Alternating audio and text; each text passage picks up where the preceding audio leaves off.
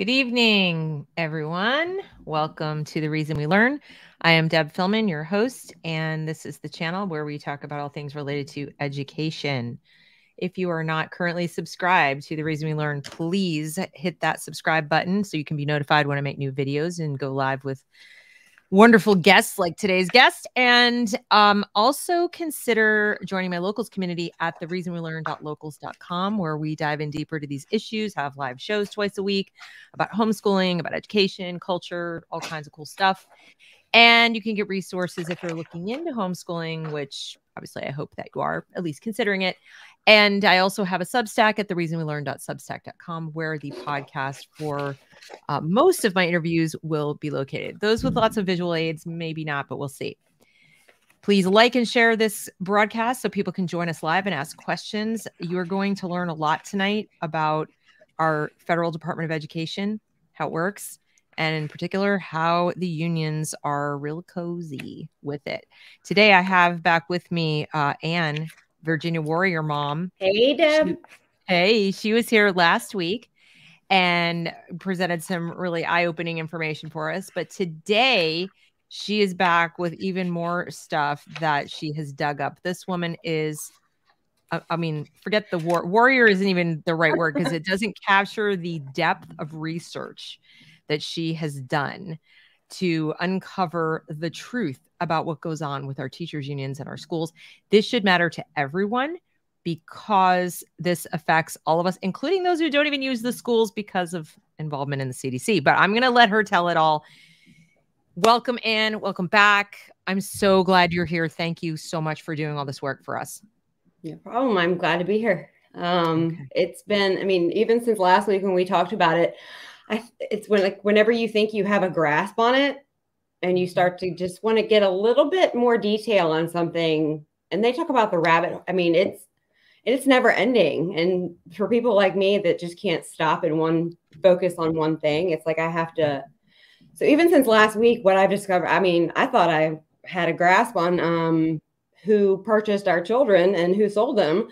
And then I started realizing how far back that this union, I'm in Virginia, and we talked a little bit today about I'm very unfamiliar with teachers' unions. I know personally what the Chesterfield Education Association and the Virginia Education Association. So naturally, when I started hearing about the NEA, I know a little bit about it. But right now, we're going through kind of a crisis where they're all trying to get collective bargaining status. Prince William County, I think, the ones up in Northern Virginia, Charlottesville, which it just money does not mean intelligence. And I know that here, it just doesn't. Like some of the most affluent areas I know in Virginia. It doesn't mean common sense. No, it just doesn't mean, education especially does not mean intelligence. Sure. But right now, like with the Chesterfield Education Association, they've already posted that they're a union. Which is extremely worrisome, especially for parents like me that have done FOIAs and found out their involvement, like the VEA and Thomas Taylor, who was our previous deputy superintendent. Now he's in Stafford as their superintendent, of how they played a part in how reopening went. So to find out how the NEA played a part in how the opening wasn't surprising to me. So I know as a club with no actual status here, how they've affected this community and this county. And then we have events last month where one of our, Catherine Haynes, she's our critical theorist, was at a Truth in Education CEA event. So it's all extremely alarming. But so it's new to me learning about how it changes. But then to find out that we have 14,000 teachers and 13% are members. I keep talking to teachers who I literally get information fed to me all day long about what's going on in our schools from the teachers. And they're not members. They don't want anything to do with it. They know what the truth is, but they're not members. And they don't, they don't speak for all of us. And I have an email from Debbie Bailey, one of our school board members. And she said, well, the CEA doesn't speak for everybody. Well, I know that, but until they start speaking out. So then it was, for me, it was like, you guys care. You're sending me stuff. Why are you still doing this? And It wasn't It's the until question we all have. We don't do, believe and for a second they all agree. I have found a piece of one of their 2021 legislation items, which we'll get to, that might explain it. But I mean, I had one of our board members let me know that he has a teacher friend who is a teacher in Chesterfield County. She's pulled her kids, but is still teaching our kids. And at that point, it's like, you know, I told him, I said, I have no interest in talking to your friend, because if they care enough to pull their children, but then will continue to teach 60,000 other children, I have a major problem with that. Especially everybody coming forward, because you don't make enough money. I'm sorry, at the end of the day, to think of when you understand the gravity of what this is doing to children. And we're not just talking about CRT, whether it's taught or not, which I will show you in a second per the NEA, it is. You know, we're talking about social emotional learning. And I just found out, I didn't have any clue about this comprehensive sexual education. And Kelly and I started looking it up.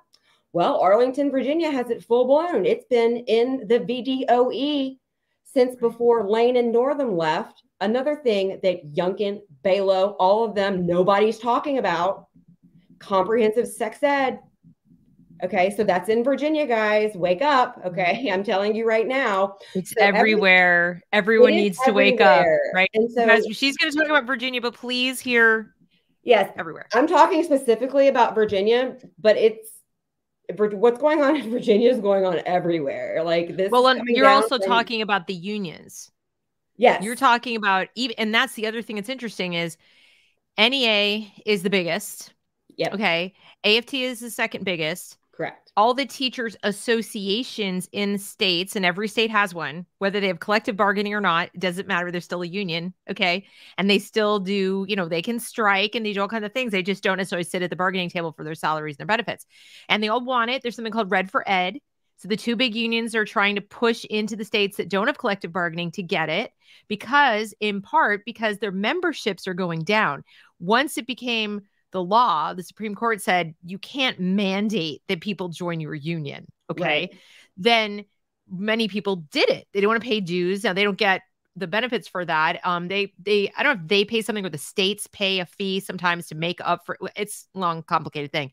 But the bottom line is that union involvement is everywhere. We're talking about 6 million plus members of the two biggest unions. Those are actual dues paying members. Now you have the other teachers who are not necessarily members, or they're in like affiliates at the state level.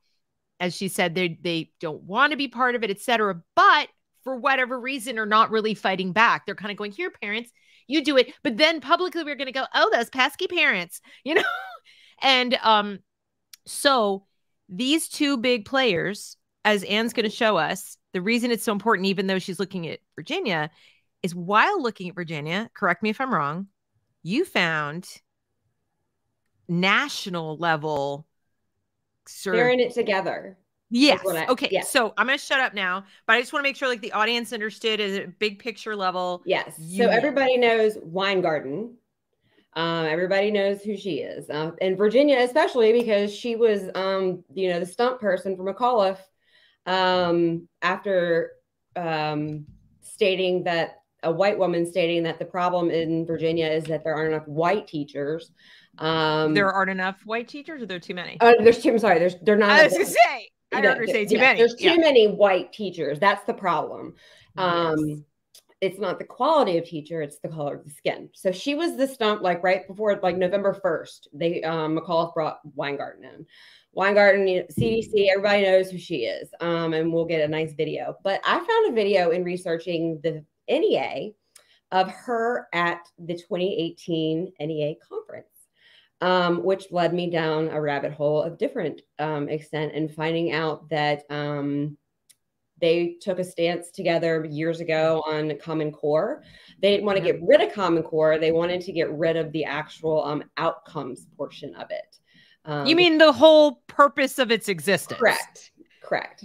For those who aren't aware, Common Core was put in place to standardize all the states that adopted it, because they had to make it optional, but most did, like over 30 states did adopt it.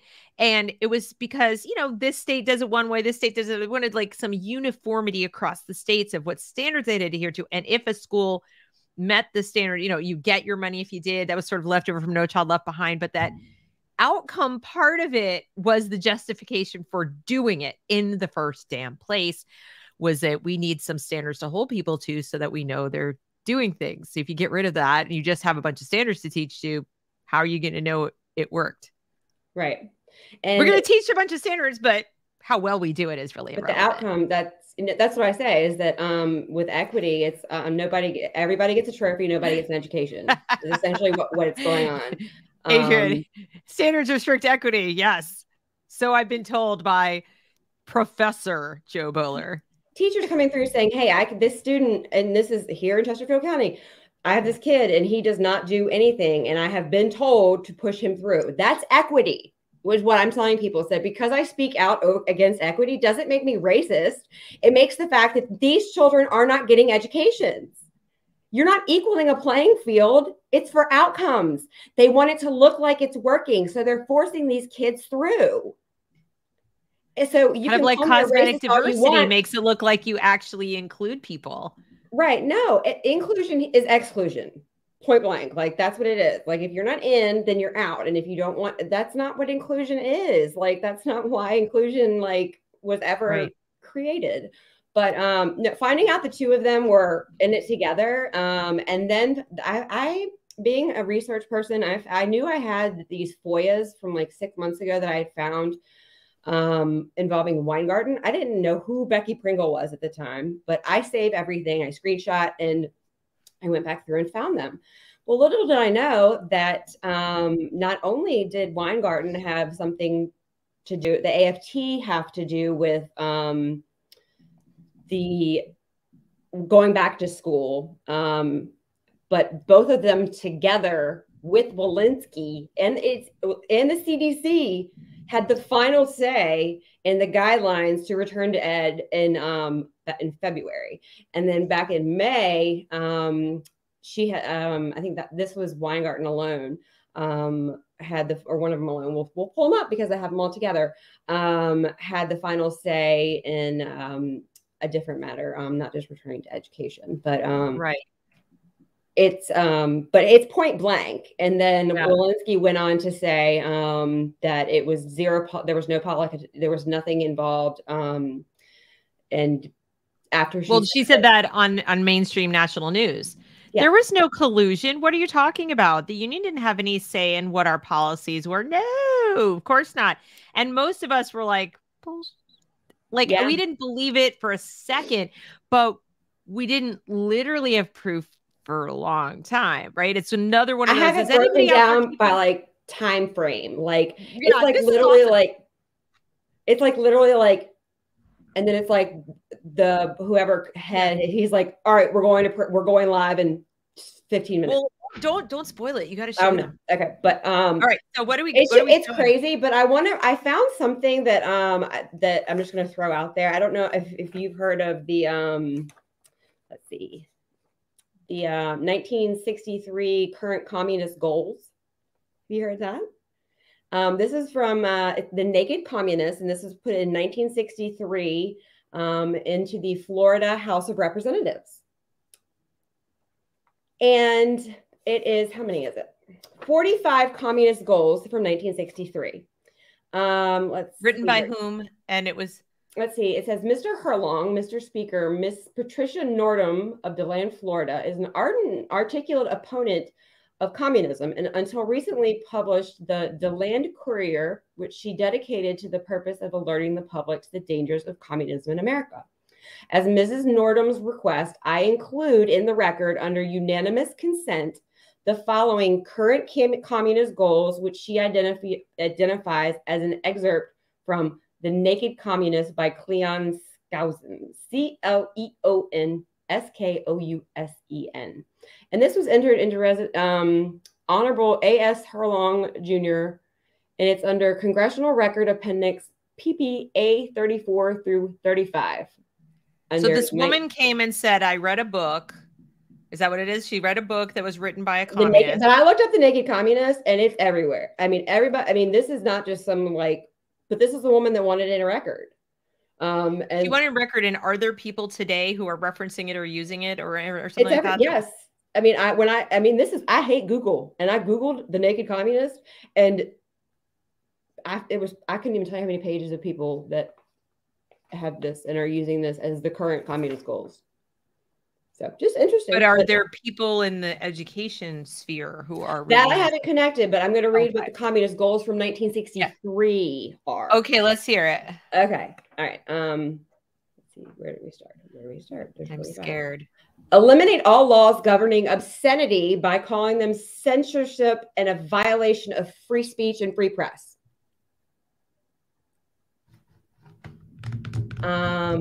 Break down cultural standards of morality by promoting pornography, obscenity in books, magazines, motion pictures, radio, and TV. You can't make this up. This is from 1963. Infiltrate churches and replace revealed religion with social religion. Discredit the Bible and emphasize the need for intellectual maturity, which does not need a religious crutch. Eliminate prayer or any phase of religious expression in schools on the ground that it violates the principle of separation of church and state. Remember, these goals were published to expose them in 1958. This is from 1963. Discredit the American Constitution by calling it inadequate, old-fashioned, out of step with modern needs, a hindrance to cooperation between nations on a worldwide basis. Discredit the American founding fathers, present them as selfish aristocrats who had no concern for the common man. Belittle all forms of American culture and discourage the teaching of American history on the ground that it was only a minor part of the big picture. Give more emphasis to Russian history since the communists took over. Support any socialist movement to give centralized control over any part of the culture, education, social agencies, welfare programs, mental health clinics, etc. Eliminate all laws or procedures which interfere with the operation of communist apparatus. Eliminate the House Committee on Un-American Activities. Well, they succeeded in that. Yes, they did. Discredit and eventually dismantle the FBI. Why they're in it now. Infiltrate and gain control of more unions. Infiltrate and gain control of big business. Transfer some of the powers of arrest from the police to social agencies. Treat all behavioral problems as psychiatric disorders, but no one but psychiatrists can understand or treat. Dominate the psychiatric profession and use mental health laws as a means of gaining coercive control over those who oppose communist goals. Okay, I'm gonna go now. I'm not laughing with mirth here. But this is, I was like, it doesn't surprise me at all. Like none of this, every time I hear these, I just feel like I'm wearing my tinfoil hat because I get what I say. Like, it can't be this big. It can't obviously be. There will be people, and there are people out there who are going to say, but they said Russia and they said Russian history. And we know they're not doing that because they're like totally for Ukraine. So everything you just said totally doesn't count because we stand with Ukraine. Because that's different. Oh my God. It's anyway. Okay. So that was a little tidbit that was a different rabbit hole I went down. Point being, as we say here on this channel all the time, yes, it's on purpose. No, it's not. It's like it's not a theory. If you can point to emails and you can point to documents, it's just a conspiracy. Look. So anyway. Remove the theory portion, but yeah. So real quick, we're gonna just to go over last week about that money, what the ESSER money is. So I'm gonna click. Let's see. You want me to? Which one do you want? Yeah. Slide. The slide one. This one. Nope. Is that nope or yes? No. Okay. This one. Yes. Okay. So this is the easy breakdown. It's a pretty visual of what I didn't get to show last week. So we had in March of 2020, there was the CARES Act. That's why when Trump was still in Davos. And that was the only one. And it was also the smallest. You'll see the percentages in a minute. It was $5 billion. Now that was the only one specifically for Sanitation. It had a little bit of wonky stuff in there, but that was the only one that I know when we broke it down, it was used $500,000 on touchless water fountains, air filters, that kind of stuff. And then we had the coronavirus CRRSA, which December, we're talking about like days before, like, so this was like Pelosi because Trump was out and so this was still, this is when it starts to get like big differential. This is the Corona Response and Relief Supplemental Appropriation Act. So when we talk about ESSER, it's the umbrella for all of these different grants because there's way more than there's way more than just this, because then you'll have other, but ARP is the big one. That's where we jump into a ginormous leap of money. And just keep in mind that this is the K through 12, the education portion, because there is private schools that got money and public and higher education, which is all the purpose of paying off all education. Because DeVos at one point, she think that paying public schools or private schools because they are privately funded was appropriate. And they, of course, pushed back, and that got overrun because they wanted to buy off everybody. And so then if you go to the next one, it will. Nope. Oh, can you go back to that, and then the next slide on that one? Oh, I'm sorry. I can do that. I think I can do. I think you can. Can you click it? Yeah. Sweet. Okay. I think so you have CARES, CRSSA, and then ARP, and then the governors got money. So there's the GEAR money, and that's the governor's emergency education relief. And so that's the money that like DeSantis, those guys, they did not get because there was a letter that was like, a blatant letter that you have to do this to get this money. And they were like, no. Whereas the rest of the money they sent, and then they wanted an application for it. And then they sent, Tennessee, Florida, Texas, Arizona. There's letters to all of those governors being like, where's your application for this money? And DeSantis. I'm sorry to interrupt you again, but I want to like hang out here for a nanosecond. Yeah. The federal government takes a bunch of money. And actually, as I understand it, they ask Congress, can we have this money to supply in grants? Now you have to apply to get grants, but they begin harassing the states to take the money. Mm-hmm. While at the same time, guys, what you need to understand around election time, you're going to hear all about how the federal government has nothing to say about curriculum. We can't. It's unconstitutional. So we can't. It's those pesky governors. They want the money. It's not us. We just hand it out when they ask for it. But if they don't want to do what we tell them to do, they have a choice. It's like you have a choice not to get this shot, just be unemployed. I mean, when they talk about choice, they're totally disingenuous. This is a kind of coercion, and I didn't even realize they were going out and knocking on the door going, take the money, take the money. And so it becomes political suicide almost if you don't, and that makes it that much more noteworthy. Well, they gave them everybody 2/3 of the last big chunk without any but the understanding was that to get the rest of it, you had to submit the application of what you're going to use it for. And you had the only state today that never submitted it. The others ended up caving.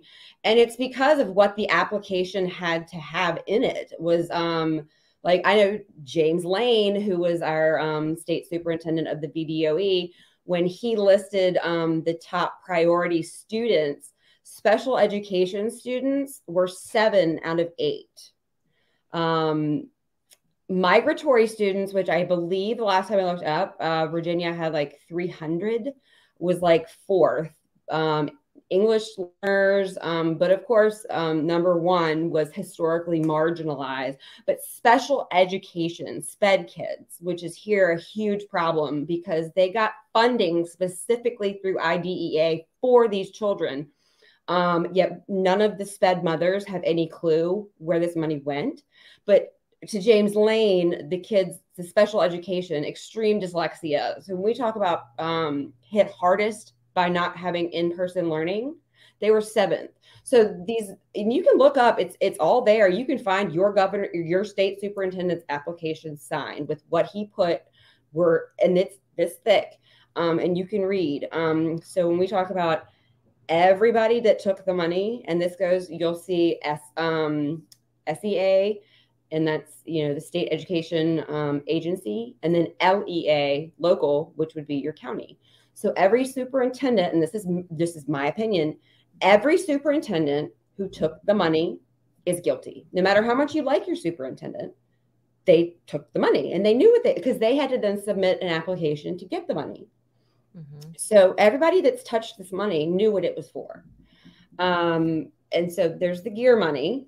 And so breakdown is, you can see the big jump. The CARES Act is a total of 13.2. Now that's a total. That's with gear and everything. The actual CARES Act was 5 or something. But anyway, so here CRSSA jumps to 554.3, and then the ARP, which is the one that started coming out with all the madness about social emotional learning, links to the abolitionist network. I mean, just all the madness that they had to sign that they would do this to get the money. And the masking was tied into all this too, is that you had to mask the kids to get the money. And so like DeSantis, who said we're not masking, the counties that did mask, he didn't give the money to. And so guess who stepped in? Papa Joe, and overrode DeSantis and gave those counties money anyway, even though the governor said no. And so then there's a bigger breakdown just to see the ESSER gear, and then here, obedient little servants who have demonstrated their fealty through masking, covering your breathing holes because they couldn't pay their school boards. Well, what did you do last year? Because historically federal money has been like 10%. So, and then they're whining about what are we going to do when the money's gone? That's all I can read now in articles that I read is people freaking out about what they're going to do with the money because they have to. It's all going to be gone by in 3 years. Right, and they're ignoring the fact that there was all that CARES Act money. So if they were complaining that like, well, we spent a bunch of money and we had to spend money to make the schools safe, it's like, okay, well then you obviously spent poorly. But then the thing is that you have teachers unions still striking. They don't understand this. They're still striking because they don't have the money, and they're still mad at the wrong people because their union leaders, Becky Pringle, Randy Weingarten, who negotiated this money with Miguel Cardona with the stipulation that current teachers did not get raises from it. It is to recruit new educators who are culturally competent, anti-racist educators, to have culturally competent teachers, and to hire high ranking annual substitutes. Okay. They don't want to benefit. They didn't want, so teachers who are still striking about money, you're mad at the wrong people. You need to look at your union leaders because they're the ones that wrote this with Cardona. I have the video. I'll show you in a second. They're the ones that wrote it that said that you don't get, the current teachers don't get any money. So like Chesterfield County did, that's because Chesterfield County is fully funded from this money for the next 2 years. So the raises teachers got was from the money that was left over but none of this money that was given by the unions with him was intended for any teacher who currently teaches. They want all new teachers. So I can't imagine why. Let me put my thinking cap on and think about why would they want new teachers? Where are you saying you're getting most of this information from right now? Teachers? You say teachers are sending you things because they don't agree with it because they've been there a long time and they don't like it and they okay, continue. I could not find one teacher school in Virginia that specializes in teaching that I mean, VCU is a liberal arts college, but Longwood, all of Radford, they are all extreme. They are all shoving this stuff. Like there's no part of curriculum. You can't become a teacher literally today without becoming a culturally competent anti-racist educator. And so this, again, when it says per student, they don't factor in that all of the Title I. So we have a county here, Petersburg, that has a lot of Title I schools. It got like 40 times more money, just no matter it's this small compared to a county this small that's more affluent in Falls Church. So when they say per student, no, that's not per student. They don't, that's just their roundabout. It was done based on poverty, which I'm sorry, but COVID had nothing to do with poverty. Every child was affected. So but based on equity, they gave the counties with more poverty more stuff, which would help if it wasn't to shove this curriculum down their throats, and it was actually used to benefit the children in poverty, not to skew and distort their minds and their education. And then here's Virginia.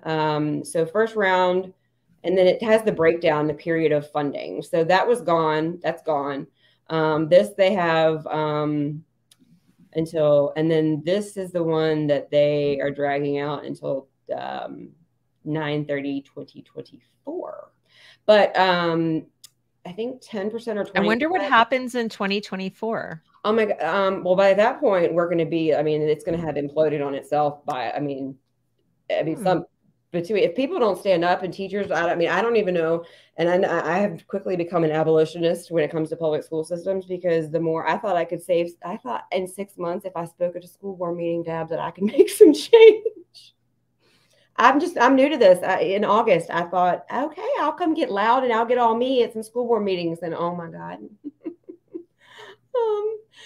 This is your great example of, I've been saying for months to people, like, you can go and you can yell into the microphone, but it's like you're screaming into a hurricane. Yeah. And what you've done that a lot of people haven't done, to your credit, and maybe loss of sanity, I don't know, but loss of sanity is what I was thinking. You took that plunge and said, why isn't this working better than it is? Like, this shit, there are a lot of people doing what I'm doing. Why isn't it working? And you went and looked and learned for yourself why it's not working. My very first meeting on August 10th, that I told you last time, transgender and masking done. 2 huge issues. My little view of I had, this should have been a bigger deal. And the fact that somebody had to yell from the PMR, the public meeting room, was that your vote? Because the vote, I mean, they just, it wasn't right. And so I had to figure out why it wasn't right, because I wasn't going to just. Good for you. Yeah, but they met me and they didn't like it too much, and they still don't like it. So then I found this nice little note that said NEA members and activists helped secure nearly $170 billion for public schools. That's in their own memo, like their own newsletter that you can Google. They tell you narcissism, like I call it sociopathic narcissism gaslighters. There's only like one brand. And who else because they don't think that people, it took 3 decades for people to even catch on that this was going on. So, and then it says that over the past few months, NEA members and activists wrote hundreds of thousands of messages and placed calls to their senators. Okay, so let's keep in mind, the NSBA, the VSBA, all your SBAs, they're lobbying groups running your school boards. People need to realize these are lobbying groups. Then you have the people running your teachers' unions, who are also lobbying groups. How in the world are you going to expect people to leave this amount of lobbying at the door and not shove it in your kid's face? So it's not just a teacher issue. It's a VSBA. It's why lobbying and then teaching kids and expecting anything other than what we're getting. People have to start using your brain. Is that pull out of the VSBA? I know everybody this is Virginia right now currently with school boards is they want to get on the school boards and get out, because that's how parents feel right now. They're running for school board because it's really one of the only ways that we can fathom making change. And because it's like the president runs about this much, or is supposed to, and then you have the governors, and then but local is where it's supposed to be. And so you have to get involved in get these lobbying groups and expecting anybody, a teacher, lobbying for stuff that's not going to protect your kids at your state senate. Right. That's insane. And well, I just find that the thing that I find so offensive is you have these unelected people who are effectively shaking down taxpayers. These are not unions like we work in a factory where they're trying to get better conditions and they're fighting with private management. Okay. These are people who are supposed to be public servants and they work for us. And what's weird is so do the people they're lobbying. So we, the people who are paying for all of it, we're paying the representatives, we're paying the bureaucrats, it's all taxpayer dollars.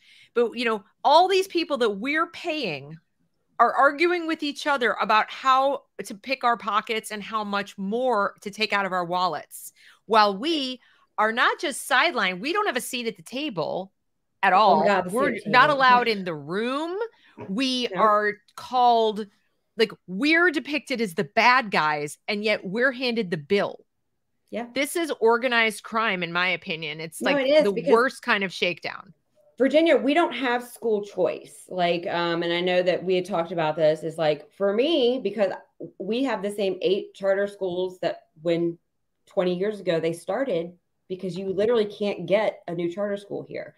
So I know how a lot of people feel about the corruption of charter schools and about Youngkin's true intent of getting charter schools. For us, it's just an option. Like, you know, whether, you know, like our money can go somewhere else. But so the whole idea of you can't, if you force me to pull my kids out because you're violating the Constitution, you're violating 800 Equality Acts, the law, you're exposing my child to sexually explicit material, pornography. And now you're doing comprehensive sexual education in Virginia, guys, K through 10, kindergarten. It's on the VDOE site. Look it up, kindergarten. Is that if you force me to pull my kids out, why are you going to keep my money? And so the VSBA, you know, was a lot talking about any kind of voucher program or education savings was, you know, just absolutely important. They can't imagine, because all we want to do is privatize education. And I'm just tired of hearing that out of people's mouths, because I would love to keep my kids in public school if it was safe and appropriate public education, which is what it's supposed to be. But it's just like, I would love to, I don't want to privatize. I don't want to spend, or I would love for public school to stay the way it was when I went here 30 years ago. So yeah, that's where you and I are probably a little different, but that's okay. And, you know, I know that a lot of people agree with you and a lot of people would like to do that. I just can't envision the government that wouldn't just repeat what they've done, or you know, you can unravel it.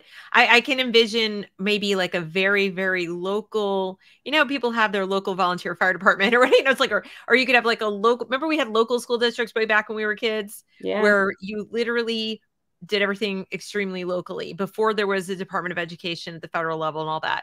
I think you could have a public option like that. But I also think that we need to start thinking outside the box of what private could be. I think when people think private, they think fancy schmancy private school that's super expensive, or parochial school. I don't think they're thinking enough outside the box to think about small micro schools and pods and, you know, community I have had groups. So many teachers. Like I had a teacher who recently left Midlothian Middle, because as soon as she told me that, I said, yeah, I know why you left. But she has gotten her license and she can teach, I think it's like, I don't know, 4 kids. And I know multiple teachers. We had a teacher who was fired. He was a civics teacher because he refused to wear the mask because he knew the Constitution. And so he started his own. And I'm like, if y'all would get together, like you could have a full school like this. The amount of parents that I know that either pulled their kids out in August, or there are all of these, you know, these wonderful groups and if I could have that option, I just know my kids. And they just need constant social. Well, yeah, but let's remember too that we're still thinking in the school paradigm, and I don't want to take us off track here because you have a lot to show us. But you know, you don't need 8 hours a day to do the education piece. That's been proven. They're getting actually, 13 hours here now of actual academics because it's all emotions and yeah. So basically, if you had like 2 to 3 hours a day of really focused, individualized instruction, even if the kid did that basically alone with an instructor or a tutor or, whatever, and then the rest of the day was with their social group or the social club or cohort going that on you field organize trips and locally, like you said, field trips, sports, doing stuff, hanging out, whatever. I mean, that's a much healthier childhood than being in a building with hurry up and wait and sit at a desk or sit at a table. and having And clicks. they've got a lot of parents convinced that this like group project, student led, everyone's in a group learning actually works. But I think the data shows it doesn't work. No. Whether you're the kid who's slower to pick things up or you're the kid who's really fast on the uptake, all this group work is not working for you. So if you winnowed it down to just, so you've got a childcare problem, you've got a social club problem, right? I don't want to call it problem, but these are the things you got to do for your kid, for their childhood. And you've got a little academic piece. But guess which is the smallest problem? Your academic one. Because that is what they're not getting anyway. They're not getting it anyway. And that's also the easiest to solve privately. The resources are like insane with the teachers leaving stuff online, books that you can now get that are like the full teacher manual. Like it's so easy. Homeschoolers could show you. But, all we need to get is if everybody in the community said, hey, guys, every Tuesday we're going to the game place and we're playing games, and every Wednesday I'm an artist. I've volunteered. I've said I will teach art. Like I would love to. Like I've said before. Like if somebody could, I'm doing all of this. I can't organize it, but I would love to one day a week not do this and to do what I love. Like I think 5 or 6 groups. And when you're pulling resources, your per pupil cost is not what they have for the private schools. I mean, that's really expensive. I mean, what our kids are getting per student and from our tax money, and what kind of education. Just look at this number: 170 billion. And billion. And understand that's on top of their regular budget and on top of the CARES Act money and on top of the money that came in the second CARES Act. So they're talking about amounts of money that they're swimming in cash. And to Anne's point, it's, a lot of people are like, well, this is great. Then they can take care of, updating the buildings and making sure the teachers get raises. And no, this is going to ideology. So show us how. Okay. So first let's see, can I click on that?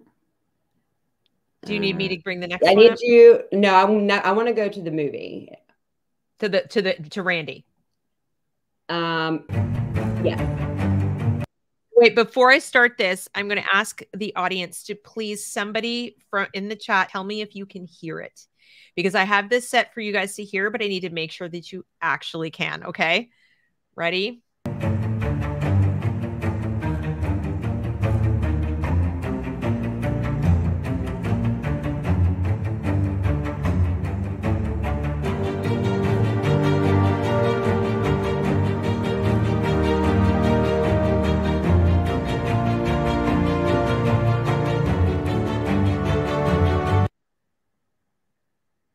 Let's keep on.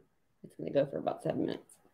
Reality of every American, to such an extent that despite of the abundance of information, no one is able to come to sensible conclusions in the interests of defending themselves, their families, their community, and their country. It's a great brainwashing process which goes very slow, and it's divided in 4 basic stages. The first one being demoralization. It takes from 15 to 20 years to demoralize a nation. Why that many years? Because this is the minimum number of years which requires to educate 1 generation of students in the country of your enemy, exposed to the ideology of the enemy. In other words, Marxism-Leninism ideology is being pumped into the soft heads of at least 3 generations of American students, without being challenged or counterbalanced by the basic values of Americanism, American patriotism. The result you can see. Most of the people who graduated in the 60s, dropouts or half-baked intellectuals, are now occupying the positions of power in the government, civil service, business, mass media, educational system. You are stuck with them. You cannot get rid of them. They are contaminated. They are programmed to think and react to certain stimuli in a certain pattern. You cannot change their mind, even if you expose them to authentic information, even if you prove that white is white and black is black. You still cannot change the basic perception and the logic of behavior.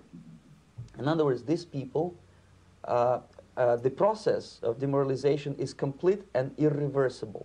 Brothers and sisters, we stand between a profiteer and his profits. Yeah!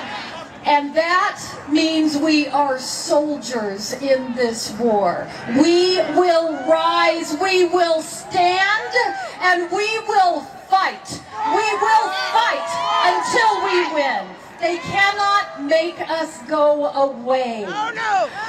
We will never have their money. All we have, all we ever have had, all we...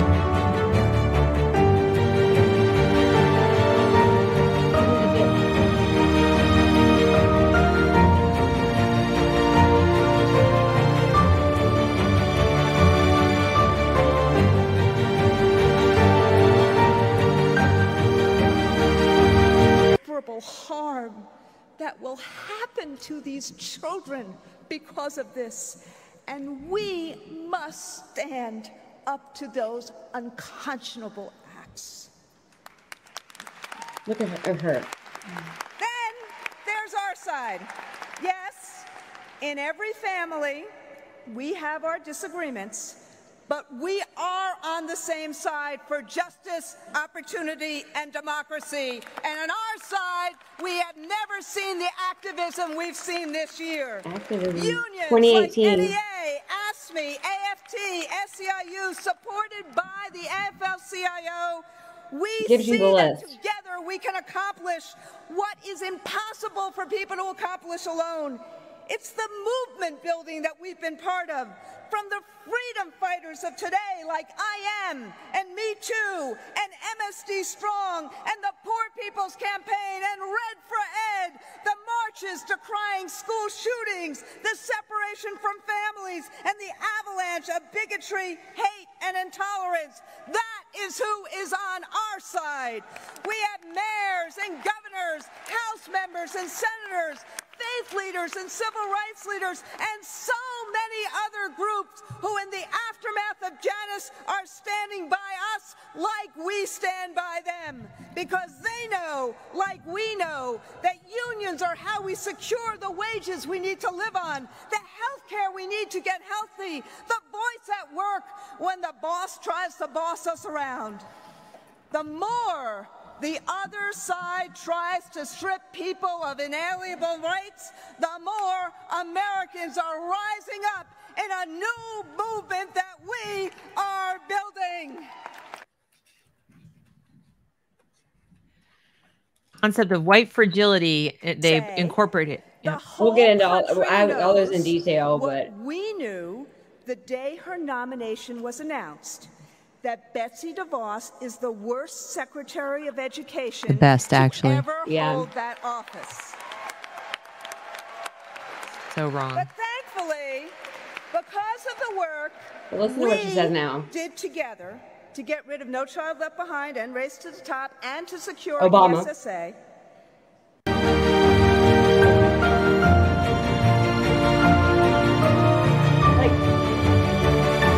to instilling in them the courage to speak out NA. against injustice NA. and change the world. You all are supporting your students academically and emotionally. You're showing them the steps it takes to create a better future for themselves and their communities. You know, last year I told you if Joe became president, you would have one of your own in the White House. Yeah. And here we are. You helped make this real. So Really, thank you, NEA. Thanks for telling us. They did it. You out yourself. That's what I said.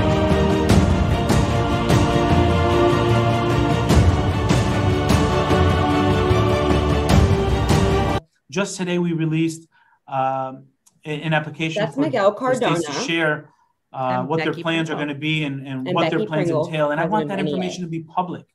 I want you to see it. I want there to be a stakeholder engagement process to make sure that there's different voices at the table. I want those plans to have your fingerprints on them.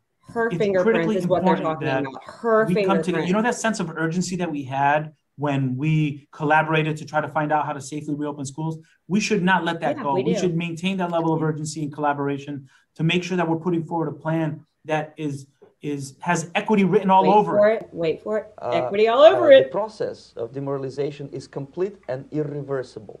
To get rid society of these people, you need another 20 or 15 years to educate a new generation of patriotically minded and common sense people who would be acting in favor and in the interests of the United States society. So, alrighty. What do you think about that? So, yeah, you know, I mean, anybody who doubts that the Biden administration, never mind, any Democratic administration really doesn't matter. Do you want the other one back up? Oh, no, just two of us two talking. Oh, unless you want to stare at, but that's teachers. Okay. These are just to open that up. These were teachers, all of those original ones. And I have a lot more. I just couldn't get them all in there in my crunch time. But the amount of teachers protesting to go back to school, but none of it was defund the police. It was Black Lives Matter. None of it was about, they were not protesting. Red for Ed most of the time was not about Ed. It was activism, like straight out. Right. So all of those images that you saw were, those were teachers. They weren't just randomly pulled images of people protesting madness. So, yeah. And it's just when he said that they collaborated. Yeah. What he meant when he said to safely reopen schools, understand something, that the propaganda language they're using to talk about keeping the schools closed is safely reopen. So when you hear safely reopen, we collaborated to safely reopen, that just means we collaborated to keep them closed, because they didn't reopen them until the public was finally like banging the doors down, like open the goddamn schools. So they could have, obviously, as we saw with Florida, South Dakota, Tennessee, Georgia, they could have safely reopened months and months and months before they did. Right. And they didn't, because they were collaborating to do what they defined as safely reopen, which is keep them closed. Correct. So this is because what they were still getting paid while they were cooking up all of this. And all of they rewrote the ARP the 3 times that final huge chunk of money got rewritten. They had to add the maintenance of effort. And then you'll find the maintenance of equity, because they wanted to make sure they sufficiently paid off the private schools and the higher education, so that when they reopened, that all the education systems had been paid off to integrate. So if I was a private school who was paying $10,000 a year and found out that I was already paying out of pocket, and then they gave them more money, and I no longer had, with the reason I was sending my kid to this private school in the first place, was now completely obliterated. I can't, but the private school parents are even more silent than the public school parents. But private school parents, they're paying taxes too. So the private school parents are over a barrel, because they sign enrollment contracts, and the enrollment contracts contain clauses that say you will not criticize us or do anything, or there's the door, and we're not giving your money back. Oh, and P.S. we're going to expel your kid, which is a little bit traumatic. So they know that they're paying taxes and choosing to go to private, because they get to choose what their kids taught or how it's taught. Like you go to a Catholic school, you have the Catholic schools here in Richmond are extreme. They're part of the worst woke schools. And so then you find out that the reason that you sent your kid to this private school that you now can't get out of, so you're paying taxes and you're paying private school, and now your school that you're having to fork out of pocket is teaching the same stuff that the public school is. Right. So, but that I've stumbled on that ideological subversion. He's a KGB. Oh, and that was from the 80s, as you could tell. Yeah. Yuri Bezmenov. Yeah. Yes. And I was like, wow, like that was one of the first things that like I ran into when in researching like Dewey and collectivism and like all the original like stuff to go with social emotional learning. You can look up Charlotte Isbert too. There's a few other people. So, I mean, once you go down the rabbit hole, Alice, right? You find that this has been the ideological plan of these groups. And I will just put a question to the audience. I don't like to impugn a large group of people because there are just too many individuals. In the United States, we have, as I said, just in the unions alone, as dues paying members, over 6 million teachers. Now add in those that are not paying dues, add in all the teachers that, actually care, et cetera. However, thinking about just the 6 million who are paying dues to these two big unions, when you listen to Randy talk, and when you see Becky Pringle sit there with Miguel Cardona hearing, he's talking to her like he's kissing her butt. That is not a tone of, you guys represent a bunch of public servants and we're going to work with you as best we can. But ultimately, we serve the Constitution. We serve all the American people. We don't serve the teachers union. We took oaths to preserve, protect, and defend the Constitution.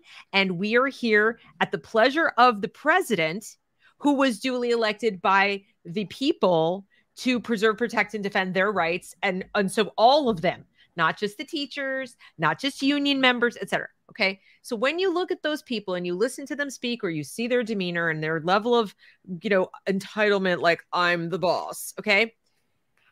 What kind of teachers do you think voluntarily pay dues to be part of an organization like that? Do you envision people who are independent thinkers, who are innovative, who question authority, who believe in the Constitution, who believe in the principles of individual liberty, who want to pass those liberty-minded principles onto your children? And I'm not even getting into partisan politics. Forget Democrat, Republican. That's irrelevant. Do the people in that room cheering for her as she's listing off all the labor unions and the teachers union and talking about how they been fighting for years for all these things, and that unions are the answer to everything, and speaking as though nobody in the private sector has insurance, nobody in the private sector has decent pay, nobody in the private sector can talk to their management at all about anything or get a raise or anything. They've got to have Becky Pringle or, the unions and fighting for them. Okay. What kind of individual is going into the classroom with your children if that speech resonates? Because I'm willing to bet there's some of you sitting in this audience who heard that and just went, ew. Like, ew. Like, I don't want people who are that way, where somebody is cheering for essentially holding children and parents hostage by their brains and their wallets and shaking down the federal government who's supposed to represent all of us. I don't want them in the room with my children 8 hours a day for 13 years. Then you need to look up your EA that you have, because I know that with the ones that came up, that they had sick outs in Chesterfield County alone. Now ours was like right when Youngkin and the unmasking happened. Now, as a right to work state, when you have 2 or more county or government employees an unsanctioned strike, they terminate themselves. We had 45 at one high school, Thomas Dale, one high school call out. And the excuse that I got was that they are allowed freedom of speech. Now, this was after they had Blackout Monday, where they, in solidarity in front of our children, wore black and in solidarity walked in silence into our schools in front of our children. Okay. We had a teacher who put up what looked like long jump poles with a fishing in between her classes to keep the unmasked kids away from her. I emailed you some of those images at the last minute to see if you could pull them up. But we had teachers that would sit, and I sent you another picture, with their hoodies on behind their desk because they were so these are the people. Look up your very trauma informed of her. Yeah. Very culturally responsive of her. Yeah. But those are the people teaching your children, and you need to look up your EA, your Education Association, because those are the people. That's what they believe in. Right. But what you just said, I didn't even click to me, is that the FOIA that I have between Sonia Smith and Thomas Taylor, who used to be the VEA and the CEA president, it didn't until you just said that. I was like, that's how it reads. And other people that have read it are like, it's extremely inappropriate, first of all, because it's stuff like, you always have a seat at my table, even if it's just one-on-one. Like, but until you said that, like, it didn't hit me that, like, he's like, I'm here for you. Like, I'm, and this is 2020 of them going back and forth about how the teachers, what they want before they'll go to in-school instruction. This is also where he called us racist and bigots. Parents wanting to know what's going on. We were called racist and bigots. So it didn't make a way to shut you up. Yeah. But when I first got that FOIA, I really had no idea what it meant until I started to like understand this, like, the Truth in Education movement that Pringle put out, and then the VEA was at the Capitol, and then the CEA was having their thing. Like, they get it from one place. The proof, folks, that we're not a racist nation is that insult works. If we were a white supremacist nation where most people were racist, where the racism was the status quo amongst the 66% of the population who are still ethnically white. I'm going to say ethnically. I don't believe in this race garbage. Okay. So if that were true, that were just the default state, and you said, you're racist, to be like, all right, whatever. I mean, but it's the fact that that's like saying you're a psychopathic serial killer. Like, I mean,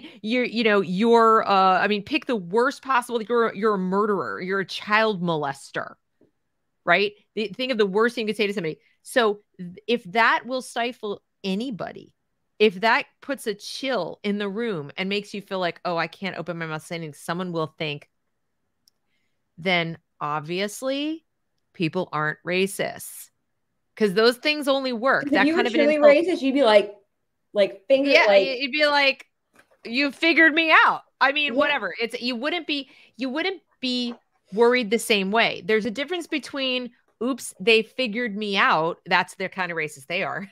There's a difference between that. I'm pretending not to be racist, and I don't want you to figure it out, but I'm going to secretly go be racist behind your back.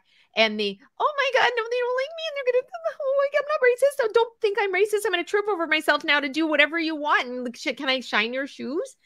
That's a person who isn't, who thinks, who actually agrees with you that is the most horrible thing you could be in polite society. The people that are attacking you publicly, instead of being like polite human beings, the people that are creating pages to make, like, our group, Virginians for Children First, had our local wacko create a fake Facebook page that mimics our developing Facebook page to be a disinformation page on Virginia.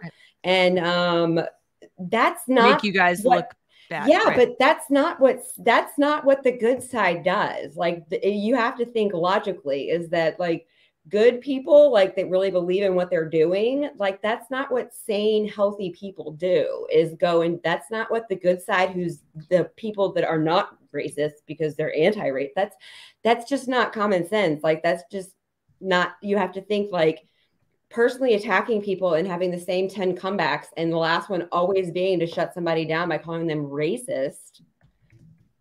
Like, I didn't have time to make my shirt tonight that said colorblind, because like, I'm colorblind. I was raised colorblind. I'll die colorblind, because I refuse to. Everybody is now picked apart by what the whole, like, collective. I'm color indifferent. I'm not blind. Like, obviously, I see that you and I are ethnically different. Yeah, with my eyes. I mean, to the extent I can see it. If you look a lot like me, but like your grandma was black. One race, human race. Like, I see whatever. But I couldn't care less. Like, I'm indifferent. I'm truly indifferent. Like, it is not even in the top 10 of things that I think about when I think of people I know, or think of judging somebody. If I want to hang out with somebody or work with somebody, it's just not even relevant.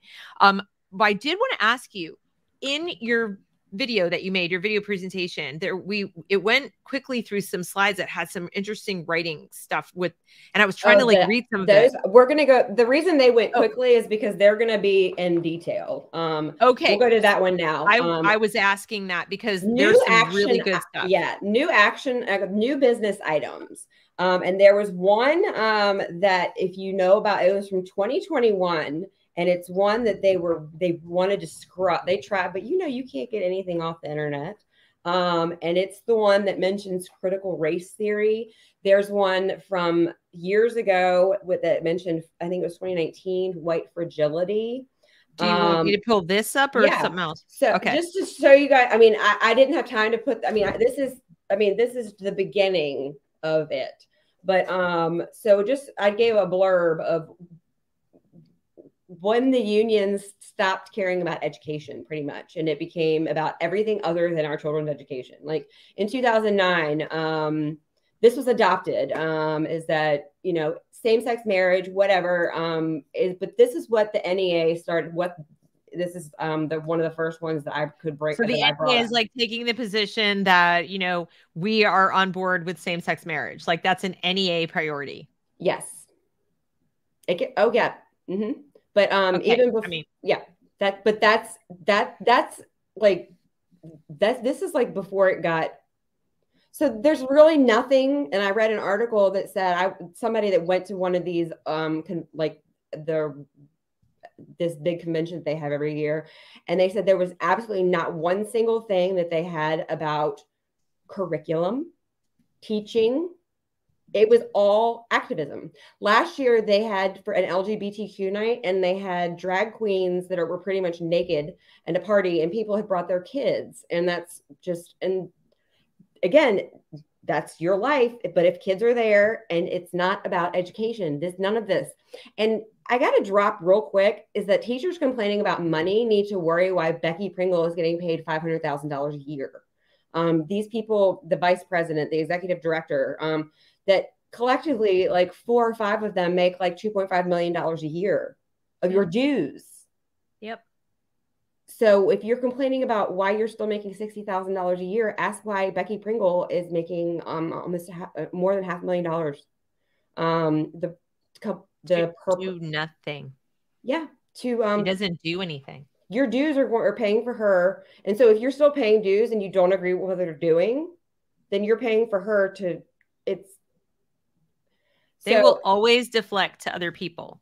Yep. And it's never the fault of the union. And that's just how it is. So here, this jumps ahead, but you can find there's, if you looked up NEA new business item, now you're going to see the one that I'm going to get to, the one that they tried to scrub from the internet about 1 billion times, but you'll get to other stuff. Now, the one that lit up today, Twitter like crazy. Thank you, Nicole, for doing that, by the way. I don't know where I got that screenshot, but that was from 2017. That's the one I'm getting ready to get to next. Oh, this is it. Oh, here it is. Okay. So it says that in partnership with the Southern Poverty Law Center, NAACP, ACLU, GLSEN, and Center for Trans Equality, Human Rights, and any other legal and human rights group of related concerns, the NEA will track incidents of discrimination, racism, homophobia, transphobia, as well as anti-Semitism, Islamophobia, and all other forms of religious discrimination, except Christians. Okay. I know. I'm shocked I am shocked they included anti-Semitism. I'm shocked they included it. I'll be honest. That they're smart enough to know that Jewish people are white. I mean, for the majority, that when you they actually agree with that, because that's out of favor now. Correct. Because they know that if they were to target, that's why they say, and we had this discussion, is they say that Jews are not white. And so that's when it becomes, which is what Hitler said. And that's when it becomes, white is no longer a skin color. It's about, and that goes to the whole Judeo-Christian value system they want to break down. Because so being white is no longer about ethnicity. It's about, that's where this whole like race culture is, that well, what am I? I'm a quarter Iroquois. I am half German, and then I'm Dutch Jew. So am I oppressed? Am I an oppressor? Like, what part does my German since it equals my Native American and my Jew, I'm half and half. So, but because I appear this way, like, what am I to you? And it's because, you know, they know that if they were to say Jews are white, all whites are bad, which is what all of this is founded on, that they would have defamation league. I mean, who would go after Jews at this point in life? Like, so they have to include them, but then say that they're different because they're not really white, which is what Hitler said. But the fact that they put in there, except Christians. I don't care if you're Christian or not. I don't care what faith you are, but to be of faith of any kind and to have any organization single a single religion out. Imagine we are watching what happened with the Holocaust happen again, because imagine if it said except Jews or except anybody. Would that be acceptable? Right. No, people would be. Can you imagine if Twitter lit up because it said Christians? But can you imagine if it had said anything else? It would have lit up 800 times as more. But because we can't admit that they are trying to erase Christians, like white Christian men, like those are the first teachers that were gone from this county for speaking out. Boom. Like Christian, boom. The CEA, in there, they said in this video that they just had about the truth in education that the Bible was worse than all of the books of pornography that they're showing our children. My comeback was, well, guess what? The Bible's not allowed in our libraries. So let's use logic. If we can't have the Bible and the Bible's worse than all the books, then all the books have to go if we're going to use your logic. But because what is religion now is what we have to think about. Like, because we're worshiping false God, you know, like it's become a religion. So this one here is one that, and bigotry, and then it goes on to say, and eradicate hate through the development of programs that include, but are not limited to, training on unconscious bias. Now, this is 2017, okay? Yeah. Culturally responsive instruction. So unconscious bias, implicit bias, so this was years ago before any of, I mean, I know that James Lindsay may have known about, but I did not, that's 5 years ago. And so then it goes on. This was another one from, I don't know why this one was gray, but it's another one that said that this says is that the NEA shall, using existing digital media, post a list of known individuals with businesses, so dox businesses, who are committed to refusing services to same-sex couples. We can access these individuals and their businesses through this, that, and the other. And that then it goes on to say that they're going to use their social media, their newsletter to blast businesses. Again, education, where, like, no matter what your stance is on this issue, this is what you're going to spend your money from. And then this one's from 2019. This is the one that you said is that, and it's again adopted. You use existing resources. NEA will incorporate the concept of white fragility into NEA training, staff development, literature, and other existing communications on social, gender, LGBTQIA, and racial justice whenever or wherever context and expense allows. So that was 2019, right? Yeah, so it's like, I think a lot of people feel like this white fragility stuff and all this LGBTQI, whatever, that this came up like in the last year because they're just discovering it. No, this is old as the hills. And the other thing is, once again, let me ask, why Randy Weingarten is standing there screaming about benefits and salary and fairness and do you see any of that here? And health, and why are unions to do with incorporating concepts in the classroom?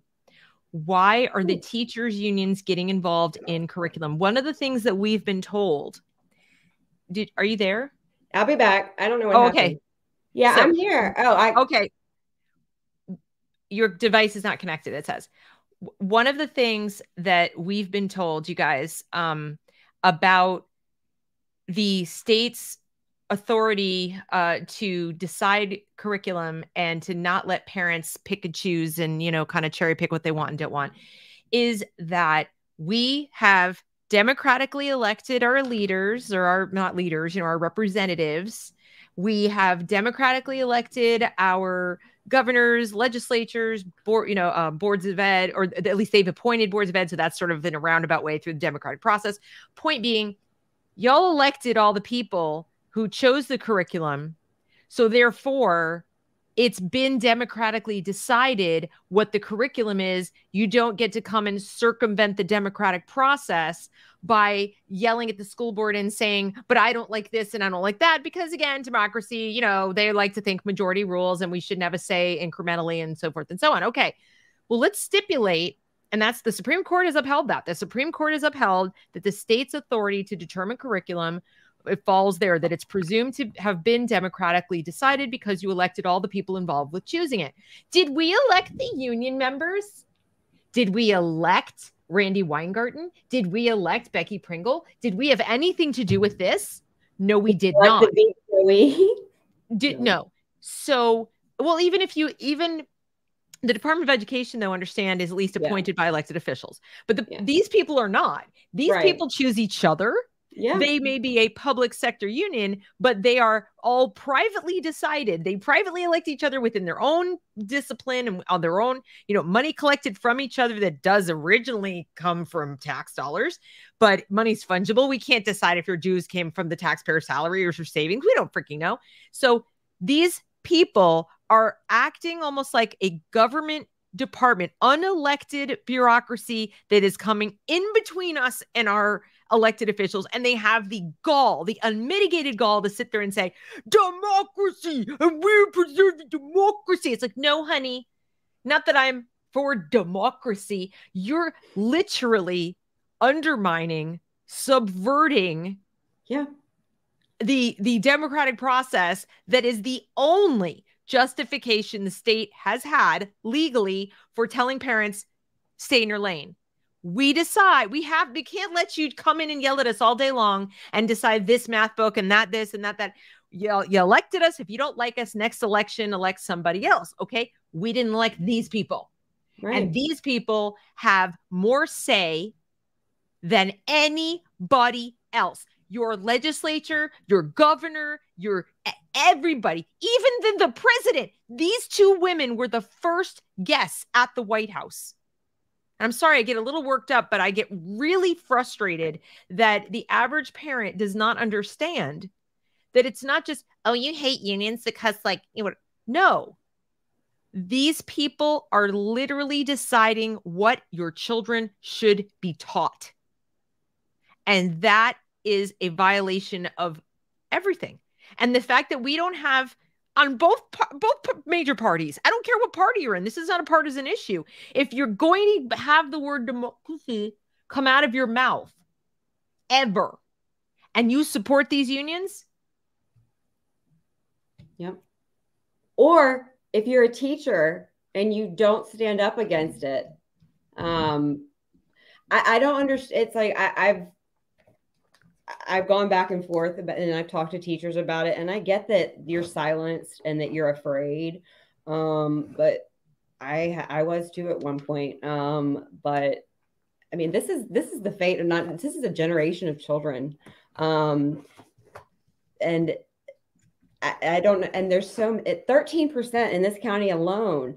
And I know that the reason that the NEA is losing them is because the people are starting to be like there was a group,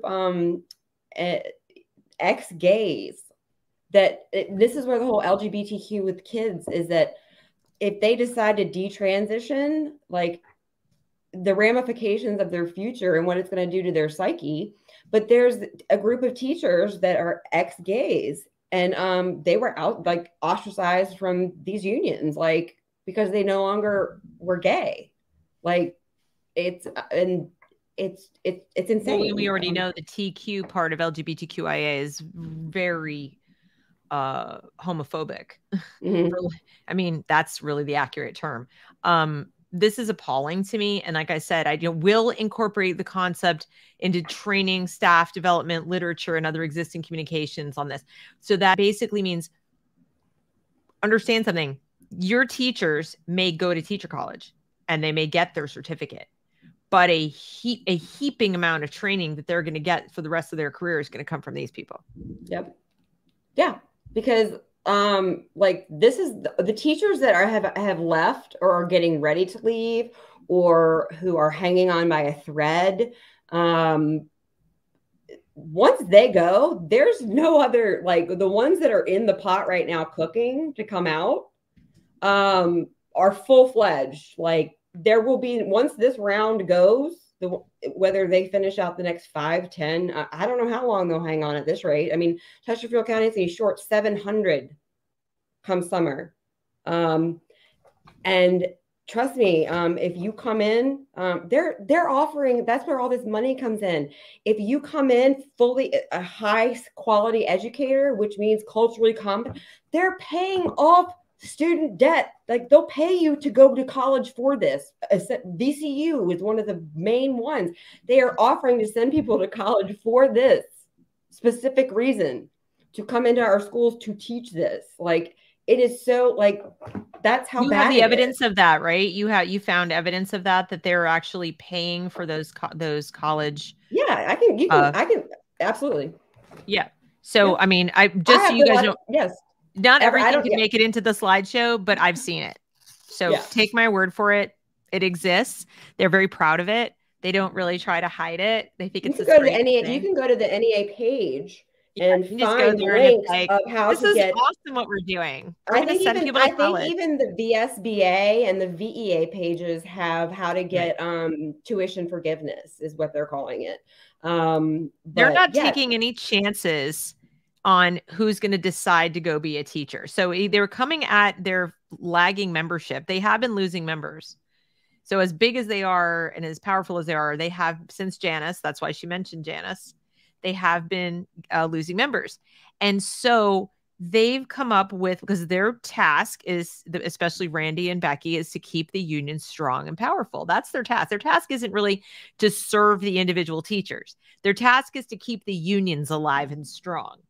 And whatever they have to do that. So in order to, as Anne has pointed out, make sure they increase their membership, they're going to make sure they have a lot of very loyal people. We're just going to pay them to go to, we're going to pay them to go to college. We're going to pay them to study what we want them to study because they'll be even more malleable. Anybody who's going to say, oh, yes, please, I want to go study this garbage in college so I can come and teach it, is probably not somebody you want in the classroom with your kid either, but it probably is somebody who's going to be, feel like they just joined the cult and they can't leave because, they're their family now. And this is how they're going about it. So if you thought that the teaching profession was something, that you'd be like, well, we'll just get better teachers. Okay, well, they're ahead of you. They're ahead of you on putting on sort of filling the pipeline with people who are automatically going to be loyal to them. Yeah. Like I said, I cannot find and this is different from the Bob Howe. But even if you could find a college that's going to teach you, even if you were willing to pay for it and not want to be a good teacher, who's going to hire, the chances that you're going to find a school that isn't going to require this by the time you get out. Right. I have a binder a teacher gave me from their equity training. You take the test until you pass it. You don't pass it again. And so it is literally indoctrination, is that you don't work until you say what we want you to say. And that's what the VDOE teacher assessment, if you go to page 86, it has a whole section on whether you are effective or non-effective based on equity. And it breaks down how you're supposed to teach equity. It tells you exactly right there in public plain view what it really is. And so they're getting assessed on this. They're taking tests on it. And if you don't answer the way they want you to, and you get below a 3, then you have to take it again until you answer it the way that you want. And if you don't pass the second time, you don't work. no wonder they're leaving like so soon. It's going to be soon because they're not fighting anymore. They're just like, well, I give up.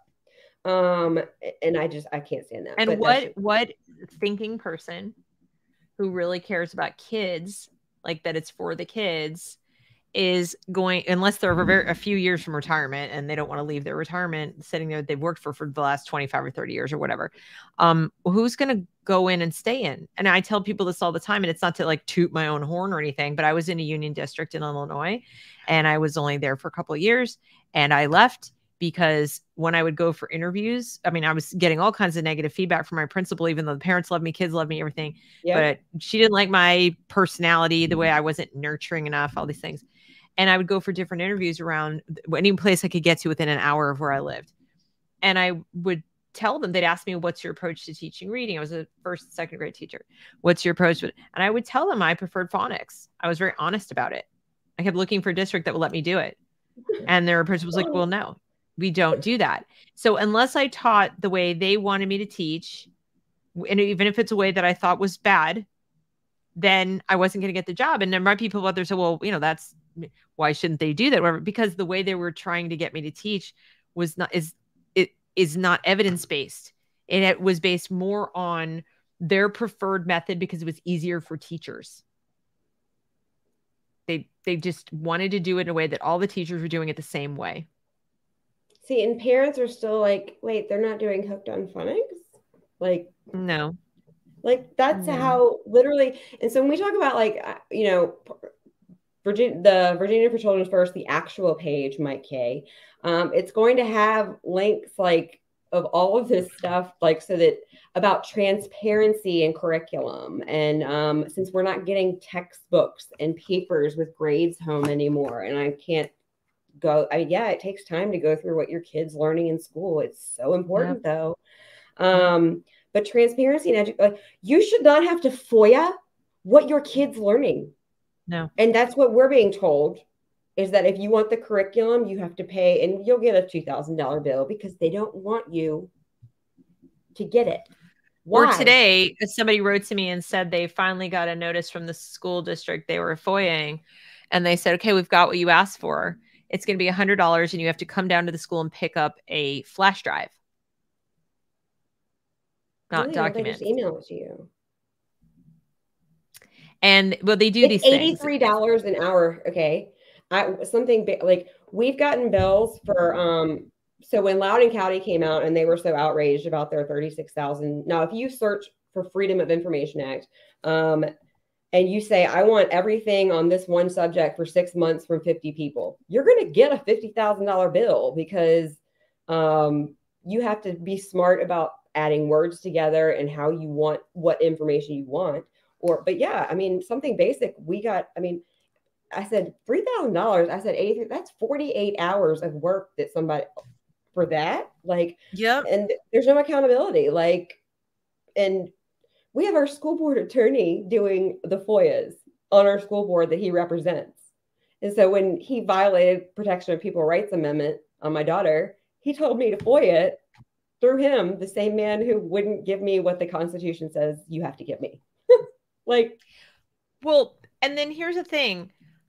My question for people even doing the FOIAs is, okay, so you FOIA and you get your information and it's damning. You're lucky you get it and it's like, whoa, right? Now what? Yeah, nothing, because I have that FOIA. What are you going to do? I have a folder right now in my possession of defamatory evidence of defamation. It's like this thick. I mean, it's like a practice, solid case. Who has the money to sue? I mean, for you aside from the economy being crap, we have a legal fund, and I'm like, now I want to sue everybody. Parents of Virginia, help me. We have a legal fund. Help me. I have the evidence to do it, and they're so expensive. Like, you have to get first you got to find the lawyer who'll do it. So first you got to find the legal representation that will take it on and understand something that the government, the school district has deeper pockets. They have lawyers on retainer and their entire purpose for existing is to prevent you from succeeding in your lawsuit. is to come up with all kinds of ways to drag it out. Even if you have a rock solid case, if it's called attrition, they will drag it out. They'll delay, they will motion, they'll do things, because here's what that does. It drives up the cost. It doesn't just delay it. Meanwhile, your kid's still in school. Your kid's aging out of whatever the problem is that you had. These parents here have been. Sands Anderson is the law firm here in that Chesterfield County uses. Last month alone, $250,000 fighting SPED parents who just want their kids to take a school. 200. And now I sat in that hearing and hearing those attorneys talk. These are kids with, extreme that this county has never, and instead of just taking care of the kids, they are going after parents. One mom I know got found guilty of truancy because the county wants to force her kid into he can read at a 3rd grade level. And because she will not send him back into the school into 7th grade, they found her guilty. The school board attorney filed truancy against her when they have never properly educated her child. And it's like I said, you're talking, I get the emotional drive to punish them, to out them, to be like, well, we have to sue. But if the thought is in your mind, I will sue them and they'll have to stop. No, these parents particularly, they've pulled their child and they're paying for a separate. And but so my they point feel is, the county should. FOIA is a thing you can do. Yes. But what do you do with it? It's a thing you can do that has to be followed up by. Don't even bother doing it until you are committed that whatever I find, if it tells me what I think I'm going to find, otherwise, why am I looking for it? It's kind of like if you suspected your spouse was cheating. Yeah. And you hired a private eye to follow them, or you really were so suspicious that you thought, I better pay somebody to go look and see if they're cheating on me. If you are not committed to divorcing that person, leaving that person, or confronting that person when you find the answer, if that's not going to lead to a specific action that you're willing and able to take, because that's also an expense. Yeah. Okay. Then why are you, first of all, spending the money to go do it? Second of all, if you have such great suspicions that you're going to go through this trouble, like maybe you should find another school. Okay. Yeah. And third, let's say best case scenario, you dig into your savings, or you find a nonprofit will fund you, and you sue them to the wall and you win. And they go, okay, here's your damages, or here's your thing. Like I said, your kid's now 2 years older, because these things don't happen overnight. So your kid's like 2 to 3 years older. They've still been in the school. Nothing has changed while this is going on, except the school knew that the school and all the kids in the school and all the other parents in the school knew that their parents were suing the school. That's fun. And then the school board too, that makes it fun too. And you're stressed out. So your ability to pay attention to your child is fragmented. And do you really believe that they're going to lose you, they're going to pay you, they're going to lose, they're going to pay? And do you think they're going to turn around and do a damn thing different, or they're going to make the next parent go through the exact same hell? Yeah. I'm here to tell you, they are going to make the next parent go through the same exact hell. These don't set, people go, legal precedent. You guys have been watching too much TV and you think everything is the Supreme Court. Yeah. Legal precedent matters when you're way up. You're like, you're way up in the Supreme Court, civil rights cases, you're federal court, things like that. I grew up on Law and Order. I get it. A civil lawsuit doesn't, somebody might cite it in another civil lawsuit, but unless it's the exact same issues and there's no difference, good luck with that. Yeah. You're barking up there. I've known people who've won IDEA cases, not many, almost all of them lose, but I've known a couple who've won only to be followed by a dozen who lost. Yeah. On virtually the same issue. They had different lawyers, different issues. Nothing changes. So I really am just saying, I'm not trying to be doom and gloom. I'm just saying, like, people go, FOIA. And it's like, okay, well, if that makes you feel happy to know for certain they're screwing your kid, but now what are you going to do? Yes, the house is on fire. You found it. You got it. You got a fire official to come and tell you, yep, that's fire. It's like, Listen, at one point I was like, I will beg, borrow, and steal. And I tried to find an attorney to pay for. I will pay an attorney. I will find the money no matter what, because I have the evidence I mean, James Lane, who works under Cardona. I mean, I could take the whole state of Virginia out and with the information that I have, and I can't get the parents to donate $5 each. I can't, but much less that is that I couldn't find an attorney. Much less one that is willing to take on, like I said, I grew up on Law and Order. Like I'm the Aaron Brockovich. I've got your evidence right here. I have formed your case for you. Like, I wish I had gone to law school so that I could fight it in big court. I would do it myself. Yeah, but it's hard to quantify these kind of damages. The kids are not losing money. This isn't a business. We have given them resolution. I don't want any money. Like, none of us do. But that's what the lawyer does. The lawyer does. Yes. So somebody's talking about a class action lawsuit. And it's like, well, class action means you're going to get a payout from which you pay the lawyer. That's how class action works. Well, what's the payout? What's the damages? The reason you have class action lawsuits is you can quantify in some respect. You can say they were bilked out of this much money. They suffered this loss of work. They had their business went under. They whatever. Something you can quantify in some way. They had the exact same kind of injury from, McDonald's coffee, and they all got burned, and here's payment for their burns. We collected and give them a couple of shekels. Whatever. You were overcharged by Verizon. Here's 25 cents. But we're talking about children's brains. We're talking about their lack of academic achievement. We're talking about services not rendered to SPED kids. How do you quantify service? First of all, prove that the services weren't rendered like conclusively, and then have a class action. You're going to have every kid has a different IEP. So all the kids in this school didn't get it. I mean, it's just, or all the kids were made to believe that they were oppressors. Like, how do you quantify damage there? Most of the psychological field is on board. They don't consider it damage. They actually consider it damage that we're trying to stop them from learning these things.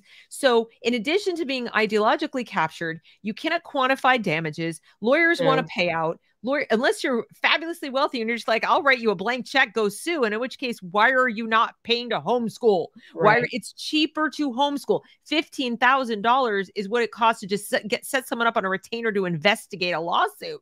Yeah. In most places, and that's just not the urban area. That's like, where you are.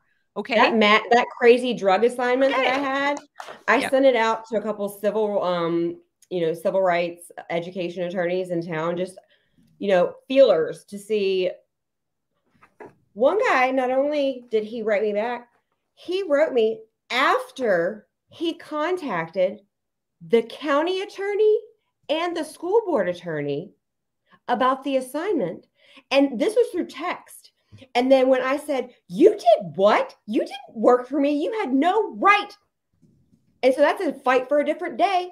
And then I said, how do I have an actual conversation with you? He said $400 after he. What? No. You need personal injury lawyers first. And like I said, they're looking for money. They're looking for payout. What's the injury? Quantify the injury. You've got these politically connected people telling you they're angels on earth.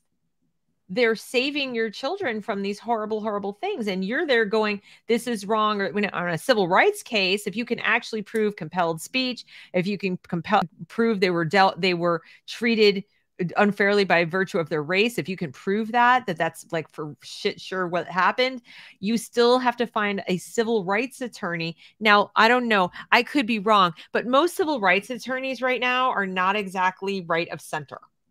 No, you have something called the ACLU. I said, I don't know what I said, everything other than American white. I mean, whose civil liberties are you like? Only trans. Right. All they care about. So you can't, civil rights cases, it's just, and I really hate saying this because ordinarily I'd be the person saying sue. Ordinarily, I'd be like, this is the only way you're going to do anything. But we are talking about kids who have to go into a building every single day. They need to be taught today. They can't wait for 2 years or 3 years. Right. They can't do that. So unless you've got a big pile of money to pay a lawyer to make it go very fast, and nothing in the government moves fast, and their incentive is to drag it out until it's moot. Your kid graduates, you pull them out of school and they go, there's no damage anymore. The kid's out of school. How do we quantify the damage? The kid's not even here anymore. You already left. I mean, and then you feel like you have to leave your child there because otherwise maybe your issue is moot. I mean, I'm not a lawyer, but I'm just telling you, is that it's become, and then they say there's a statute of limitations. So like with this recent case is that by the time the school identified her as severely dyslexic, she was in 3rd grade. And now they've pulled her out. And all they wanted to do, the county, they took out a second mortgage to pay for the attorney. And all they want to do is, because they didn't recognize it till so late, and then they kept pushing her through. And so now she's still reading at a 3rd grade level in 7th grade. And she's at a different school they're paying for, that the county sends kids to, that they lie. She has pictures of the bus pulling up in front of the school that they say they don't send kids to with tax dollars. And they lied. All of her witnesses, they would not allow in. They lied on the stand. She had the evidence right in front. I mean, it's so blatant. Like, we have they're lying about IEPs. They're saying they don't have aides. Like, every day they lie about it. And here's the other really egregious thing. Okay. They're talking at the union shindig about how they're going to get all these new hires to do equity or whatever. And then they'll turn around and say, we don't have the aides we need for special ed. They don't. They're not paying. The Department of Education is not tripping over itself to pay really highly talented people to go to school to learn how to be special ed teachers. They want to increase the number of Black teachers. They want to increase the number of trans teachers. But they want all this money for IDEA. But then they turn around and they say they can't. It's not our fault. You can't sue us. We don't have the people. It's like, it's called an entitlement for a reason. If you're going to say that you didn't spend the money to hire the teachers, or you can't find the teachers, putting them through schools to get these qualifications, you're too busy finding culturally responsive teachers to come in and be permanent subs, not trained in Chesterfield County spent $3 million, they won't tell us the breakdown, but under teacher assisting, it had permanent sub, and it's somewhere between $3 and $17 million on permanent subs to teach children, like high quality is what they call them. I was like, that's a teacher to me. Like a sub is like, come in when your kid is sick. Like, right. But they can't, they're the problem is they get you distracted. They're like, we need all this anti-racism stuff. And meanwhile, the special ed kids are going, hey, remember us? All that money was supposed to be for IDEA. Yeah. That stuff was supposed to be for Title I, Title IX, all those things. And IDEA, federal money is not to do this ideological stuff where it's like, we prefer this kind of curriculum, so go hire these kind of teachers. We prefer these kinds of views, white fragility. So, hey, union, we're going to sit at the table and give you a seat at the table to train your people this way. It's because parents sit there and they're like, well, if I start telling them that this is wrong, then they're going to, who cares? Is what I like. And this is where I get really passionate, is that I'm like, that's your kid. You either birthed or adopted or whatever. Yep. And you are going to have to answer to that child or look at that child and go, what happened? Well, I'm here and I'm telling everybody watching that you happened, because if you don't stand between your child and the train coming at them, then I don't know why you became a parent. Because I've lost almost everybody in my life that loved me for 40 years because I stood up for my children. Yep. And guess what? My daughters are safe upstairs. My little one will never touch this county because she will go to kindergarten next year. And what this county has done to mine, I will commit everything I can for the next however many years, 7 years that she's in this house, to fixing what I allowed because I didn't see it. So the ones that I'm telling it's happening, who are still, that have a first grader and they're understanding that they're teaching comprehensive sexual education to your first grader, and that they're empathizing, and that by the time they get, and you know this, you're a step behind where I was. I wish I'd known what I'm telling you right now. I would have yanked my kids out so fast, no matter what the cost is because these communist goals, what that KGB, what he said to you, this has been coming. If you think you can stick your head in the sand and go la la la la la la la because it's too hard to process, grow up. Because guess what? Your kid probably has more emotional capability or understanding about being an adult than you do. My daughter last night was talking about she has anxiety. I said, you have 11-year-old problems. The school has taught you that you have anxiety. So now all day in your head, all my 11-year-old thinks about is anxiety, anxiety, anxiety.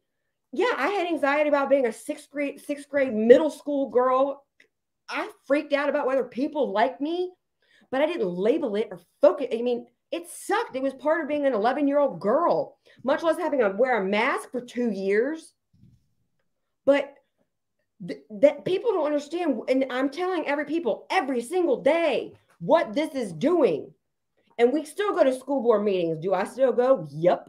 I'll go every day as long as my tax dollars pay for this until it's fit. I'll go to every BDOE meeting and look Jillian Balo in the face because she can do something about it. So can Youngkin. It's called legislation passed to the VDOE for a model policy. They can change it, period. I've said it before and I'll say it again, and they're not. But 5 parents show up, the same 5 board members that I have. After we have parents, I can't believe this is going on. I know who's doing this. What? Do you have somebody on there? Your person? No, it's a spam bot. What's wrong? No, I just have a feeling I know who's doing it. Oh. Anyway, I don't know. I mean, yeah. Anyhow, so what did we okay, so go back on track. So I found this one. Now, this one in particular, now this is the California Teacher Association. Now they proposed, they make up like 13% of the teachers in California. Anyway, they're a small portion again. But this was one that in 2019 support organizing a demonstration at the, now this was like 2 hours ago. Remember Benghazi? Okay, so they did this after Benghazi. Support organizing a demonstration at the Iraq embassy and help fund buses to that demonstration to demand that Iraq cease issuing 24-hour travel documents to make the deportation of Iraqi refugees by the Trump administration possible. And what does this have to do with teaching or education? Exactly. But do you know where my husband was in 2019? Ambassador Protection Detail at the Iraqi embassy. Protecting and serving. And this, so yeah, after Benghazi, okay, so you want to talk about how much these associations care about anything American? They were doing, so this is, I took this when I found this out like 3 hours ago. I was like, my husband was there in 2019 serving his country. And this is what they were doing. Yeah, so this is, they don't have, so this is the one they tried to erase from existence. And it's item 39. You can find it all over the place. Now, I will be glad to share the whole list with you of all of them. But this is the one where they say, so the NEA will, with guidance and implementation from the NEA president, Becky Pringle, and chairs of the Ethnic Minority Affairs Caucus, share and publicize, blah, blah, blah, critical race theory. What it is not, have a team of staffers for members. This is adopted as modified, and there's more.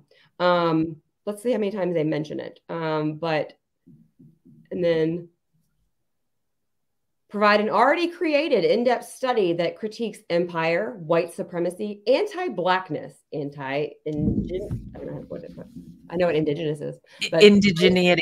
Okay, that racism, patriarchy. That's I know that has to do with transgender, but it's one of those words that I don't get. What is that? Cis hetero patriarchy. I can guess what that is, right? Yeah. Cis, bad. Straight, bad.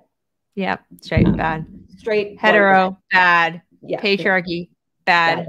Patriarchy, white. Got it. Capitalism, ableism. Anthropology, is that what? Anthropocentrism? That basically means you think human beings should come first before the animal kingdom. That's bad, apparently. Door. No. Okay. No. And other forms of power and oppression at the intersections of our society, and that we oppose attempts to ban critical race theory and or the 1619 Project. 1619 Project, if you don't know, is that America was not formed in 1776. It was formed when the first slaves hit America, and that was the whole reason America was formed, period. Like, that's the 1619 Project, essentially. Yeah. We did not come over from England for freedom. We came here to bring slaves and to oppress Black people. Was the whole purpose. My relatives didn't flee the potato famine and the czar. Mm-hmm. No, they didn't flee the pogroms. Right. They didn't flee starvation. No, they came here to not own slaves in the North in the 1880s, but it's fine. But this here is that you have to understand what you're fighting, is what I tell people. And this is what I do, is I try to educate, is that until you understand what you're fighting, yes, being called a racist or being told that CRT isn't taught in a class, you'll cave until you understand the foundation of, if you have oppressor oppressed, which is equity, like born deprived, born privileged, you have critical race theory. Like, it's just not called that, because that's why they can say it's not taught, because you can't search everything is always a false dichotomy, and all interaction is a power struggle. That's pretty much all you need to know. That's critical theory, period. Correct. And social justice argues that you have to redistribute power equitably so that, like, everybody has an equal amount of it. But if your claim is that white people automatically have more power and privilege than anybody else, you are saying born with it. Thank you. But you are racial saying contract you're born with that you don't know you're born with. But they work with a fixed pie mindset, right? False dichotomy. You have it. That's why I don't have it. It's not you have it and I want to also have it. It's you have it, and because you have it, I don't have it. What they're saying is, and we need to take it away from you and redistribute it to other people. So how that manifests in a school is you will get less money, less attention, fewer teachers. If you're, doing really well academically, but you're not in a marginalized group, go sit in the corner and suck your thumb for all we care. We would be actually happy if you fell behind, because you shouldn't have this much academic achievement to start with. You have too much. So it's basically a way of justifying discrimination based on race or based on class or based on sex or based on, sexuality, and with, the sort of veneer of virtue. But that's all it is. They just took what Yuri Bezmenov would be talking about with class, and they realized a class war wasn't going to work in America because we had a middle class. Other places in the world had sort of like a serf class or a lower, a labor class, and they had aristocracy. We didn't really have that. We had a thriving middle class. So how do you take over a place with a thriving middle class? You've got to find other ways to define them and divide them. So use race. James Lindsay's book, Race Marxism, talks about all this. You divide people by race and, of course, by all the other factors, because race doesn't work that well when you have only 13-14% of the population is Black. And even though there's a large brown population, when you have immigrants coming to America specifically for the freedom and fleeing from countries that have socialism, you're not going to really use that as well. So that's why they use their sort of ethnic land was stolen. Now it becomes an issue of you stole our land, La Raza, all that. But when they wanted to help take Hawaii back. I didn't put that in here, but part of the NEA's goals is to help Hawaiians reclaim their land. Right. This explains everything right here. They are doing what they are saying they are fighting for, and so on. It is absolutely, it is projection. Mm-hmm. James Lindsay calls it the iron law of woke projection. Okay. That basically means when they tell you, when they tell you you're doing this, they're doing it. Yeah. When they say, Right. When they say they want to do something that sounds good to your ear, they want to do the opposite of it. They want to do that. We want justice. No, they don't. We want fairness. No, they don't. Justice to them means just us. Right. The ones talking. Right. Just us, not you. Just us. Because who would be against justice? And if you say that you are against this, so you're saying that you're for injustice. No. Justice implies there is injustice, but in the United States of America, the way we establish that injustice exists is with due process. Correct. In the absence of due process, that is your opinion. That's like your two siblings, the two kids going to mom and saying like, it's not fair. And he did this and I did that. And now, you know, you can go back to the Bible and read Solomon. And, so, you know, like you can read the story of Solomon and you can find out like, you know, how did he figure out what was justice when there's one baby and two mothers? Threatened to cut it in half. Well, you probably done the same thing with your kids. You know, like, you know, there's only one cookie and it's not fair, but like, throw Barbie away. Neither of you get it. Exactly. Barbie most, I'll throw it away or I'll eat the cookie myself. Suddenly it's a whole different story. Yeah. Well, they don't want the real kind of justice. They just want it for themselves. Correct. Just like those kids, just like the mom with the stolen baby, all of that. And nobody is calling them on it and saying, all right, so you're comfortable with just 50-50 then? And the answer is obviously going to be no. Well, I told you that Chesterfield County by 2025, they want, because we're 50-50 white, non-white. We have 18% Black teachers. In 3 years, they want it to be 50-50. Yep. Tell me that doesn't represent the population at all.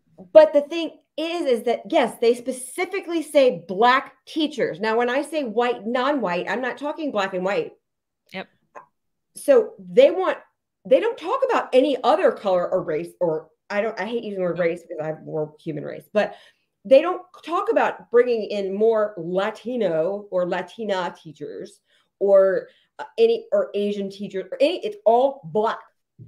But the thing is, it's the whole thing about you can't do that in 3 years legally, without violating about a billion things, or compromising the quality of education if you're hiring teachers strictly for their skin color. Exactly. Like if you want to increase teachers by 32% in 3 years, let me tell you what quality teachers they're going to actually get. Because you know how hard it is to get teachers in the first place? They're going to have to beg, borrow, steal, pay them to go to school and not care about one thing. If they teach anti-racism, culturally responsive teacher, it's critical race theory. If they teach children from cradle to grave, you're doomed, or that you're born with a white racial contract that you don't even know you have. And if you don't open the door for somebody, that is a microaggression and you have given them racial trauma. Guess what? These are words that our 6th and 7th graders know because I've pulled up Robia's middle school curriculum. Like, you don't know what white privilege is? Well, your kid does, I bet. Because they've been told, if you don't know what white privilege is, you have it. That was the definition that they gave the kids at a Isn't that a convenient Kafka trap? Not only if you deny that you have it, but if you don't know what it is, then you have it. Yeah. Isn't that convenient? Mm-hmm. That's very convenient. You have, gobbledygook disease. What the heck is that? Oh, see, you obviously have it. You have it. You have it. If you did, it's like implicit bias. Well, I'm not, but I know that I'm not. Well, then you really are. See, that's the proof that you are. That's a Kafka trap. I don't microaggression anybody. Yes, you do. You must do it a whole lot. And then people go, because you deny it. Because no. Listen, I walked up to my school board and I said, because you're all white, you need to step down. If you're going to force equity on our children every single day, then because you're all white, by the next school board meeting, you need to make room. If you're going to really believe in this and force it into, it's our mission and our vision of this county. If you're going to do this, no, their white asses are still sitting on the school board and they sit there and they look at me like, every time I go up and speak, I can see them like, well, no, here she comes again. But if you really believed in it, then you would have stepped your ass off the school board. Yep. Because they're all just, I said, resign. Like, be halfway decent human being because none of them want to be there. They're like, TikTok, TikTok. When is my time up? One of them's running for delegate. Hell no. If I'll run against him. But is there more? Is there there more? Oh yeah, sorry. No, that's okay. I was just like, join. They're telling us, national days of action. Join with Black Lives Matter for George. This is adopted. Okay.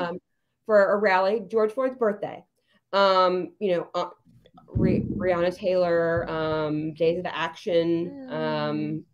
CRT again. The rationale. The economy. And what are these from? Remind people what these are from. These are from July 2021. They call it the RA, NEA-RA. It's their elected officials. They have a big convention every year. It's coming up again. But this was one that they've scrubbed it. Like when you pull it up, 39. It's new business item 39. Like they've essentially tried to scrub it. Yes, I do have all of them, and I have this in written form. I think I might have put it on here. Oh, yeah, there it is.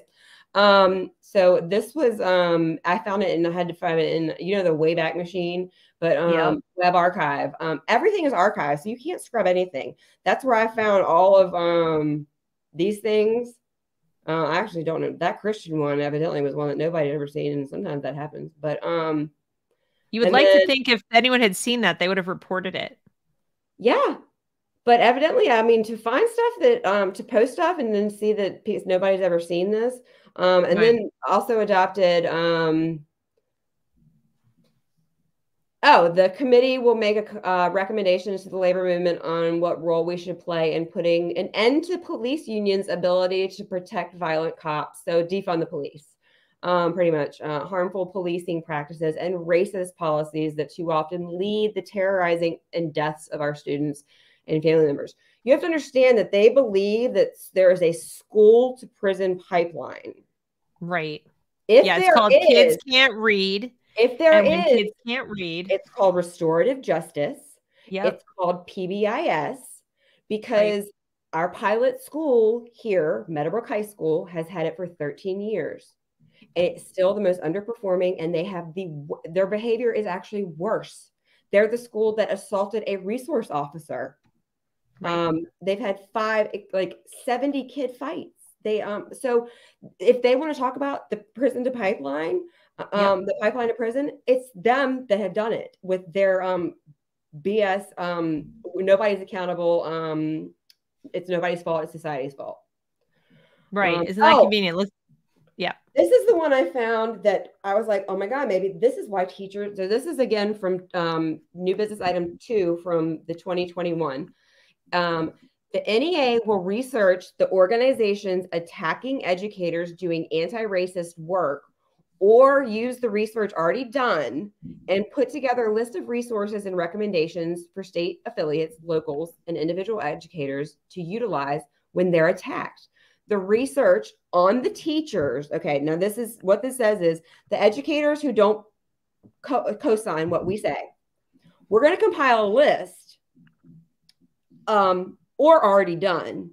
And then it says, and it's adopted as amended, if you see right there. The research resources and recommendations will be shared with the members through NEA's social media, an article in the NEA Today, and a webinar.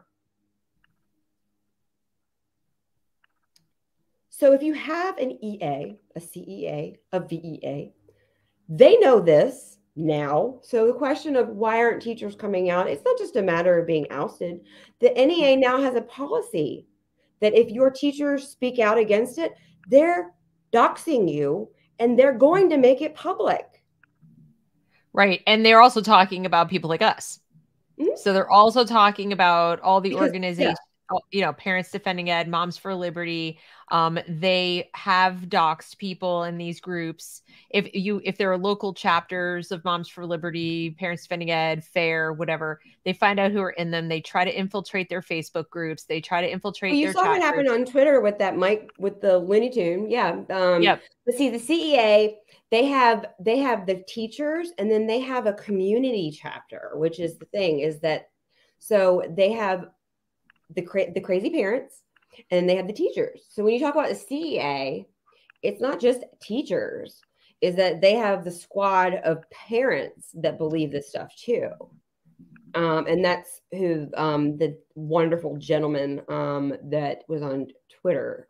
He's not a teacher. He's just part of and yes, there was a squad of teachers when I held up that drug assignment.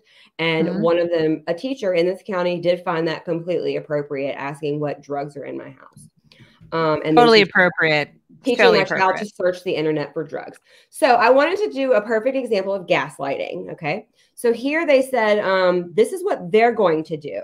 And then this was in the next month. So this would have been, no, I'm sorry. This was prior so this would have been. But didn't they say in the statement just before that they already had things in place? Yeah. So this was in July. They said that they were going to do this to parents. Now, 4 months later, in October, they said that they wrote a letter to social media companies stating that that we were attacking essentially, and we were stopping this safe place for every single student, educator, staff member to thrive and learn, and that the culture of fear and violence with educators, that this was being done to them. So they talked, here it says they doxed a teacher in Vermont after they just got done stating that this is what they were going to do. And it's up here, it says, violent group of radicalized adults who falsely believe that graduate level courses about racism are being taught in K-12 schools. This is 4 months later after they had the July. Falsely believe. Right. But see here, look at how they frame this. Falsely believe that graduate level courses are being taught. That's not what anyone believes. That's a straw argument. They have reframed it to sound utterly ridiculous.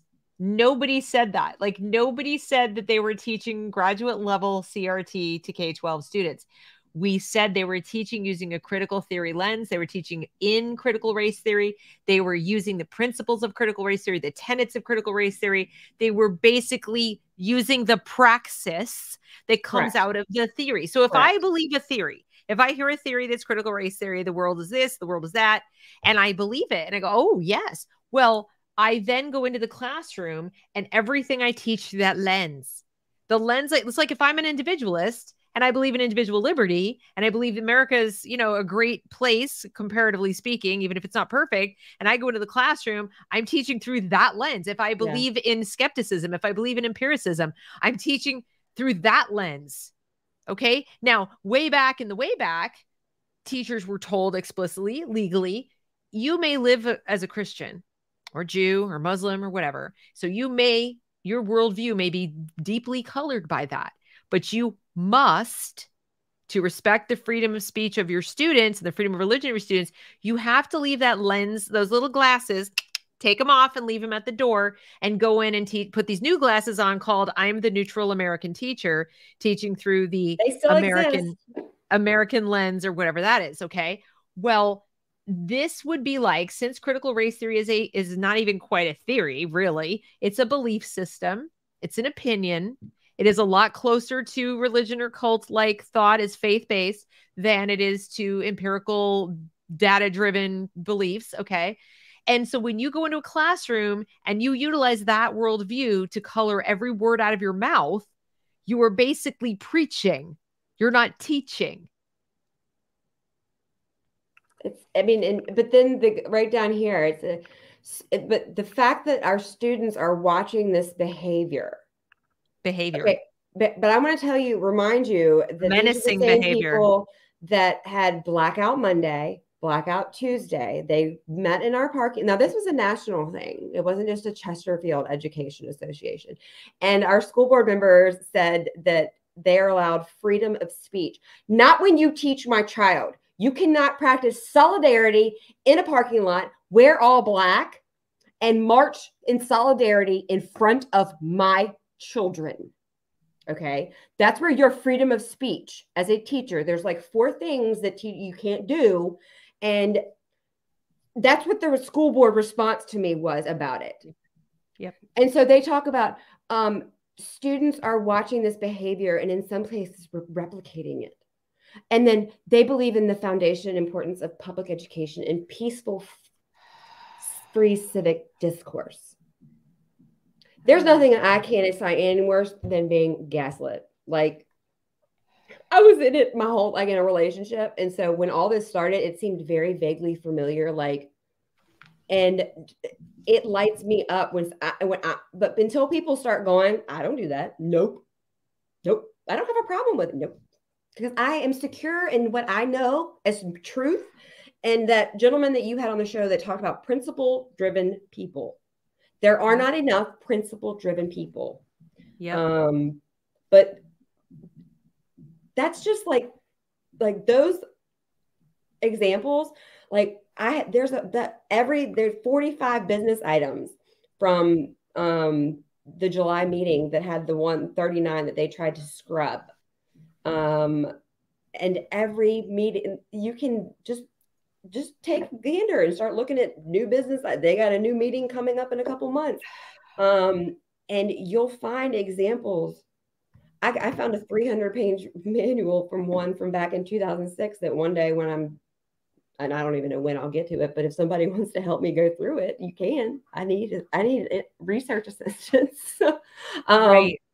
But I mean, and then there's the question about what now? What now? And trust me, I told you 6 months ago, I thought that I could go with my big brain and you're breaking the law. Okay. Yeah, I know, right? Title IX, Equality Act, 1964. This is what I know. You did it wrong. And then I was like, and then I got the information that from Ryan Harder, who's running for delegate in Chesterfield County. He told me, oh no, we voted prior to that meeting based on legal counsel.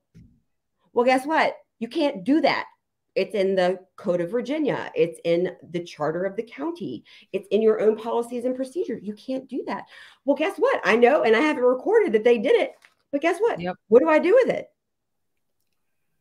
I have emails admitting on camera that they did it by Ann Coker, the current chair. She said it in the unmasking meeting. Because I had blasted them about what I knew. She said on camera, yes, we did vote prior to August 10th due to. She admitted it on camera. Who's going to do anything about it? We have kids getting raped in bathrooms because they're letting, like, what do you do? Like Virginia, perfect example. We thought we changed something November 2nd. What did we change?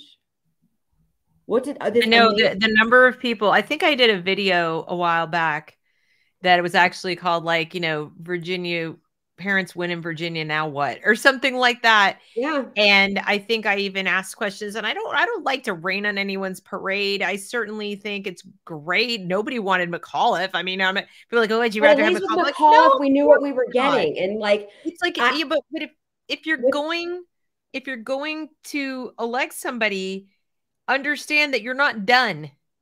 So, okay, you chose the lesser of the two evils, and now to prevent him from becoming an equal to the other evil, you can't be done. You need to ride his ass like a freaking this county. This county turned red, and then it's like once the parents were really loud, but once they were unmasked. Yeah, I heard you, except for my data collection person over here. Yeah. My data mining expert in my administration. I believe in humanity. And you know what? I'm going to change one of the words of the acronym from DEI to DOI, because that makes it so much better.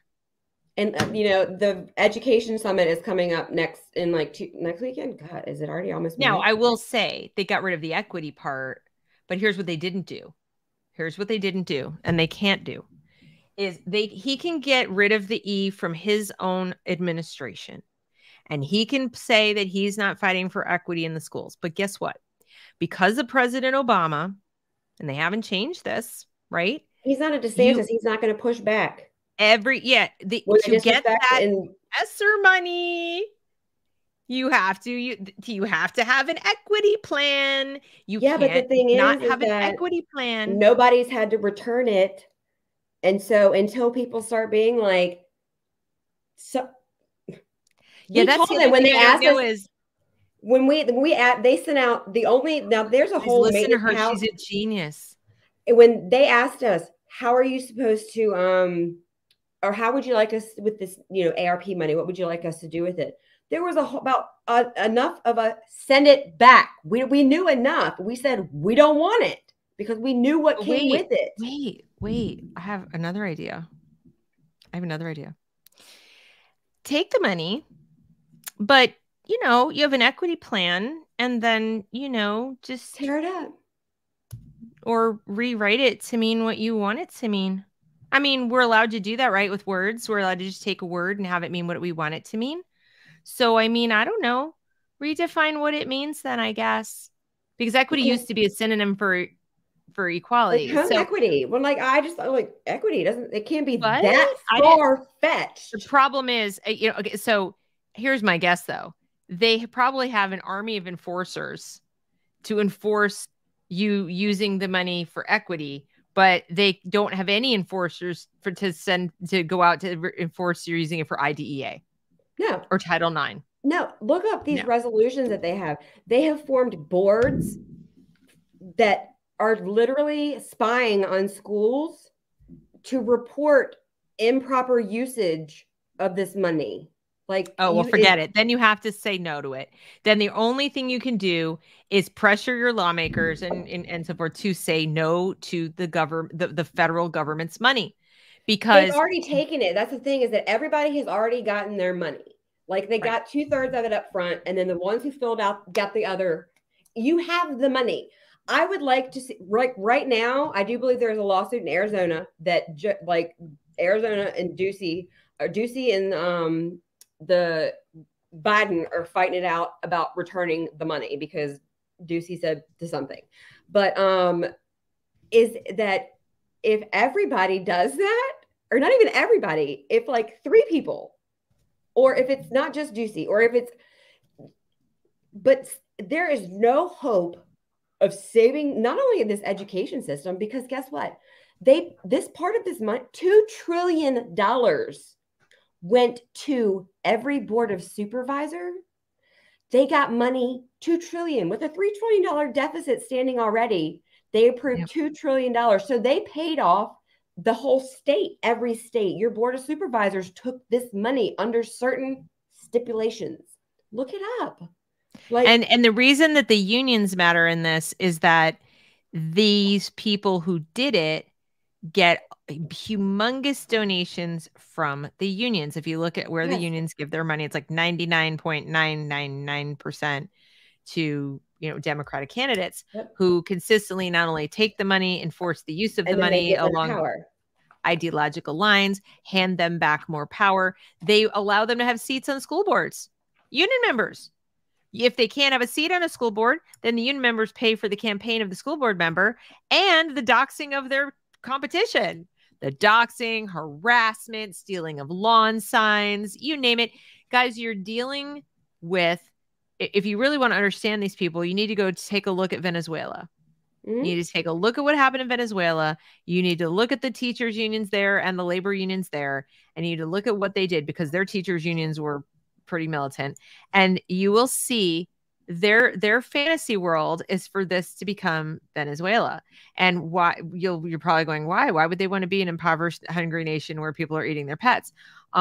Probably going for, no, they were one of the wealthiest countries in the Southern Hemisphere, and they went to that, and within 10 years, who knows why they don't think it's going to go to that. They believe their own PR. They've been caught up in a cult. The people cheering and screaming for Hitler didn't think, this can't possibly end well. They didn't think, he's saying he wants to go and other, these huge population and remove them from our country and deprive them of all of their rights. They were just like, he's going to take care of us and everything's going to be great. You're living this perpetual now. That's what communists, socialists, their rhetoric that whips you into a frenzy. They live in the perpetual now. There is no future. There's no future in this mindset. They talk about it, but it's so abstract. And you know who's missing from the entire conversation? The table, the negotiating table, the fighting, the target. Guess who? The children. Or the parents. The children are beyond an afterthought. Mm-hmm.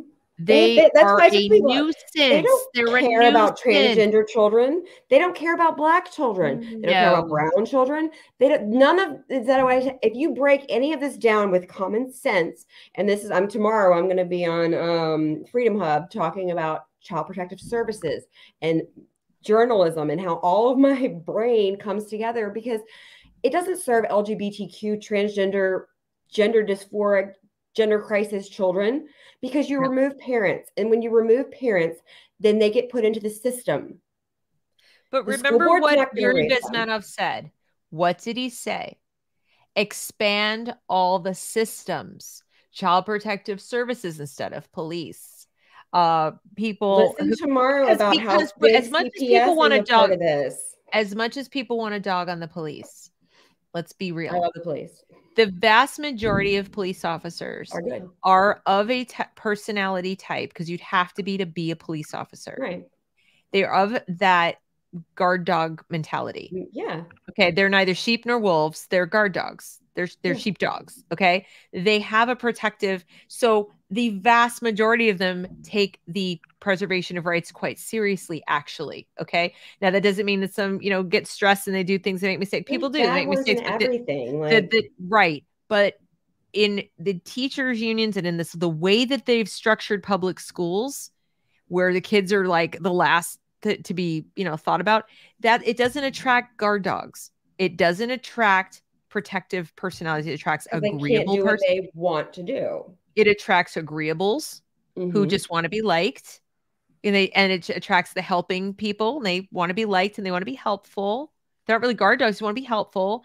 And it attracts narcissistic control freaks who want to, project their effed up childhoods and their mommy and daddy issues and their all their stuff to be in a position of immediate control. The same thing as people go into positions of power over other people, but with children it's so immediate and it's so obvious. The same also way run these mom clubs that kick people out if you disagree. You get to be immediately acceptable to society. You have a decent paying white collar job that everybody goes, oh my God, you're a hero. Oh, it's so amazing. Oh, here's a present. And we fetishize these people. So if you are a little bit of a narcissist and you want to be like the perpetual victim of, oh, I'm so underpaid and overworked and thank you for the coffee cake, but oh my goodness me. And that's who it attracts. I'm sorry to say. That's not to say that there aren't the occasional random person who just happens to be a guard dog teacher, but less and less and less. And we just heard from the unions that they intend to recruit more of the two not so awesome kind that I just described, and to actually pay for them to go to school and become more the way they are. And so I don't see how you could get a healthy child out of that if you tried. So you could FOIA, you could fight, you could lawsuit, you could this, that. You still get the same teachers. What are you gaining? Yeah. What are you taking back? Are you replenishing the pipeline with normal, sane people? No, because guess what? They left.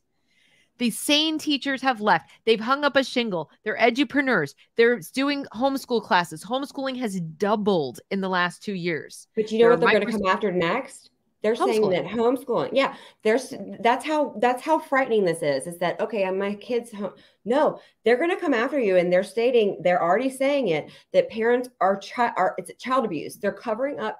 This is where the gaslighting comes in, is that parents are hiding child abuse. Well, that's why I keep telling people, like, don't wait.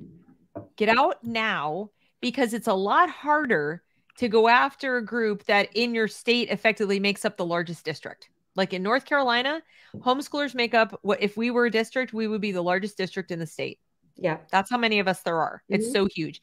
Now, they have neither the manpower nor the political will to go rounding up and accusing of child abuse in excess of 1 million people. They don't have that. But if you're just one of, a few hundred homeschoolers, it's a lot easier. So if you have even the smallest inclination to get out of there, and if these people are determining what happens, what's to say you don't wake up next week and all of a sudden there's something new that says, if you attempt to pull your kid out without going to a private school, that we've already paid off for this, Like, yeah, they're more likely. If we can't they're more likely you, to change their legislation governing homeschool to make it more restrictive than they are to just ban it outright, because the Supreme Court has held it's a protected right. Yeah. So, but make it harder, just like to abortion, just like all these other things, when people tinker around the edges, they will absolutely try to put some restrictions in, like, well, you have to have a college degree. Well, you have to submit a written curriculum. Well, you have to do more than the teachers are doing right now in the public schools in terms of written down curriculum. Show us your books, show us your plan. And coming soon, you have to have a curriculum element on diversity, equity, and inclusion, and ethnic studies, and comprehensive sex ed. And if you don't, you can't homeschool. So what are you homeschooling for? Now, obviously there'd be lawsuits for that. And I would support that. And I would, that's a civil rights lawsuit. And I think if we still had the court composition we have as this moment, if Clarence Thomas retires, it's over. But if we still have the court composition we've got, and that happens. So that's why I actually think it's not going to happen until they have the court. Once they control the court, it's done. It's done. They have the government, they have the education. We need critical mass, guys. If we don't have a mass exodus and we don't retain this right by numbers, if we don't just do it by numbers, because politicians do get a little twitchy when the majority of, well, I wouldn't say the majority, but when you have a sizable minority in your population that is not going to vote for you if they have even the smallest whiff that you're going to change these things, they won't listen to the unions. They won't do that, because they do ultimately care about, it's like they'll look at the different numbers and the demographics, but you've got to have critical mass. The schools are not salvageable. They're just not. And this is a partnership. This is a match made in hell, the 4 horsemen of the apocalypse. And I don't see how you fight it. You certainly don't fight it with a lawsuit here and a lawsuit there. It's not going to work. No. You got to get out. Yeah. Get out and keep fighting, but because mine are coming out, but I'm not going to be that mom that pulls them, and then because I don't fight for this county, I don't just fight for Virginia. Well, and remember too, you're a taxpayer. Yeah. So continuing to fight. But people actually believe that they can't speak at school board meetings because I say your tax dollars. Plenty of people have heard me. They don't know that. We have to have public schools because we have to have an educated populace to vote and to blah, blah, blah, blah, blah, blah, blah, blah. Impression. I don't know How why. dare you come to the school board meeting? You don't have a child in this school. I should pay for it because I'm going to benefit from it, but I don't immediately use it. So, well, guess what? I haven't used either in a really long ass time. I'm not sure. I haven't used the police department. I haven't leveraged the police department. Right. Okay? They haven't had to interact with me at all. Yeah. So I don't know why I should be paying for that. I mean, come on, this is ridiculous. They want to have it both ways. No, you're a taxpayer. You pay for the schools. It's the biggest item, biggest single line item on your property taxes. And you probably have some gas tax and some sales taxes, other thing, road tax. Who knows what else taxes going towards allegedly going towards education, plus all the federal dollars, which are also your taxes. And they're not just your taxes; they're your grandchildren's taxes. Yeah, because it's printed money at this point. We're talking trillions that we don't have. Yeah. Oh god. So the unions are fighting over getting their hands in their arms up to their elbows in a cookie jar filled with printed money. Last week we thought their hands were in the cookie jar, and then we figured out that they were the Cookie Monster. Like this is essentially like them. It's worse. They're writing the recipes. Yeah. They're writing the recipes, and Miguel Cardona has a little chef hat on, and he's like, more sugar? Yes, okay. Yes, more chips? Not enough chocolate chips in the chips. Okay, here, more chocolate chips. I want you to, different recipe. You want me to it should be Calabo chocolate, not just, Toll House. Toll House is the cheap kind. Yes. And then at the end of the day, why? No. But what I'm saying, they're writing the recipe, and then when the cookies are done, they get to pick the best ones. They're making brownies too. They get all the edge pieces. The unions get all the edge pieces of brownies. This is my favorite. So they get that. They get the nice cold milk till there's none, and you have to eat the cookies in the. So, yeah, it's not hands in the cookie jar anymore. Forget about it. You're getting crumbs. Yeah. You're getting crumbs. Your student, your actual child. It's like, please, sir, may I have some more? Yeah, they're all over. I mean, when people say follow the money, like I've heard it forever, and I was trying to follow the law or follow the moral, like what's follow humanity, and going down this, like we talked about, like I mean, we could, like it's. What's our next one going to be, Anne? What's the next pile of stuff? What's your next stack of stuff? I want to break that letter that I showed you that every governor got about. Here's your money, but I have no clue if it violated about 8 civil rights acts. You want to break that down?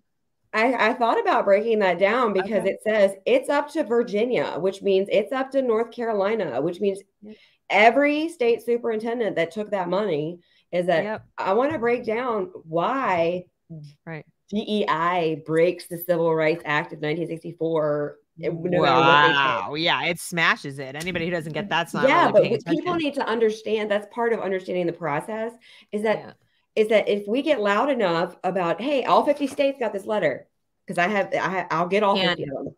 Do you know how many people think the Civil Rights Act was only about Black people? Yeah. The civil right, there are people walking around to think that say that the word segregation is owned by Black people. And that's why I hate the word neo-racism or reverse racism. No, racism is racism. Nobody owns it against, like. Yeah. I know people say, like, no, the Civil Rights Act is only about protecting. No, actually, if you read it, it's everyone. Everyone. And they use it every day to back this up, but their everyone doesn't include everyone. Right. Well, let's do that one next. Okay. Well, next time you'll dive deep into that. And I hope you guys kind of see now how the unions are. We said they want their cut.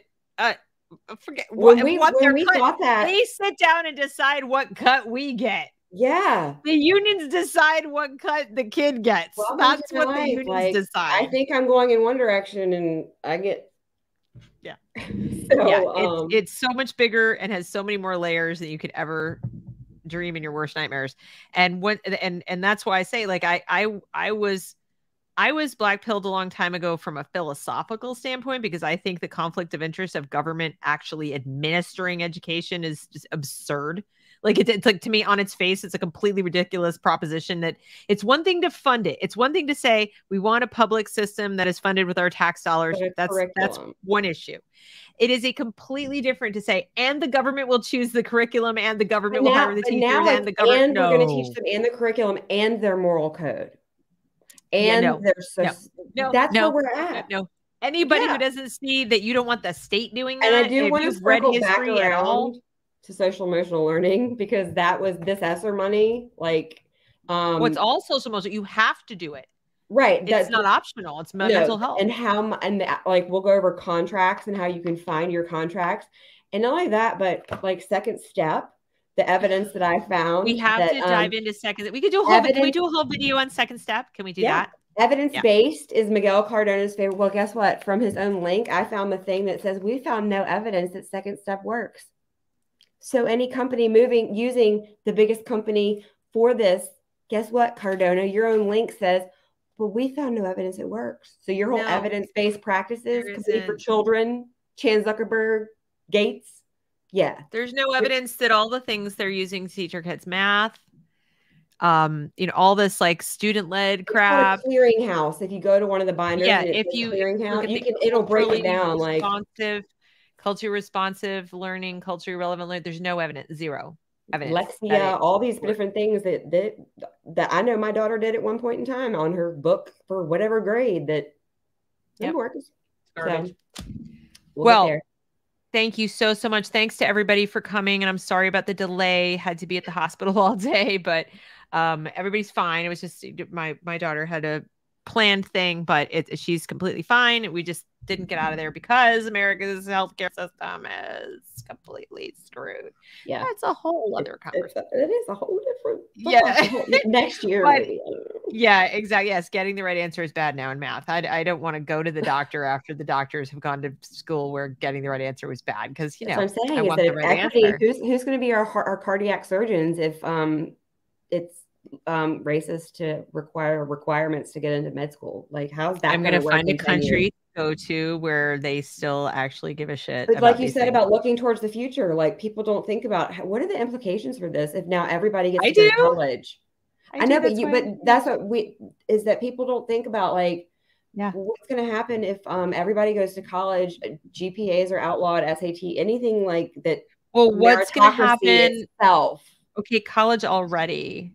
We got to go because we're going to go down another rabbit hole. Saying, like, that's another one is that if meritocracy is gone, then you don't earn anything in life anymore, which is what?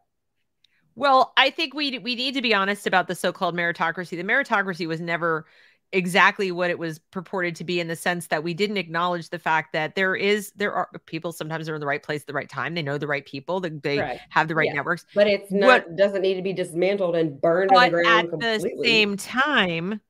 At the same time, they put a lot of emphasis on the intrinsic merit of a college degree, for example, that is not true. Correct. And that, they downgraded the trades, which is not true. So, we need to have an honest conversation about what is actually merit, what is actually a value, what is a desirable outcome after high school, because, meritocracy looks very different depending on where you're. I'm just talking about meritocracy as far as I totally get it, but understand they sold the BS notion that you have to have a college degree and somebody else has to pay for it. Someone else has to pay for it, because they said it isn't enough to be a really good student if you can't afford it. It isn't enough to be a really good student if you don't have the right contacts or know the right people. That meritocracy isn't really good enough because the cream might rise, but it can't rise up to the top where it can be noticed and get into college. So they sold us a bill of goods. Loans. I paid mine off, but do I get loan forgiveness? But they sold us a bill of goods on the basis of this kind of romanticized, instead of somebody going, yeah, that's true. Guess what? That doesn't justify people paying for people to go to college. No. So in other words, we in America have a nasty habit of apologizing for reality. Right. It's like poor people have less than rich people. And we're like, oh my God, that's terrible. Instead of saying, yeah, that's exactly the definition of poor people versus rich people. Now, if you want to have a conversation about why that is, like why poor people still exist in a wealthy nation, we can have a conversation about that. The conversation doesn't start with these two things exist, fix it. And too often in this country, we look at something that doesn't seem desirable and we decide it's bad, as opposed to it just is. It just is the natural outcome of life's different choices. Into the other side.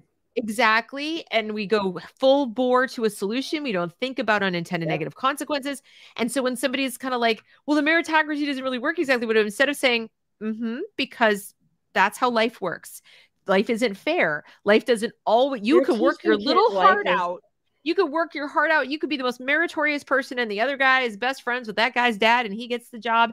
And you know what? That sucks. But you're still a more virtuous person of good character and have a better chance to get that next job because you got your meritorious, whatever, or you live in a meritocracy, that if you went, well, that's not fair. He had a contact, give me stuff.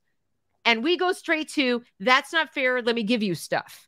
Right. And we need to start telling people, that's life. It's the same thing about if you want me to tell you why people are still living in poverty, then I'm going to tell you something that you're going to call me racist for telling you. And that's a different conversation. And those who know what I'm talking about know what I'm talking about, is why we still have what we have. But the instant comeback is going to be, how dare that white woman say that to me? It's because it's the truth. There are lots of white people in poverty. Yes.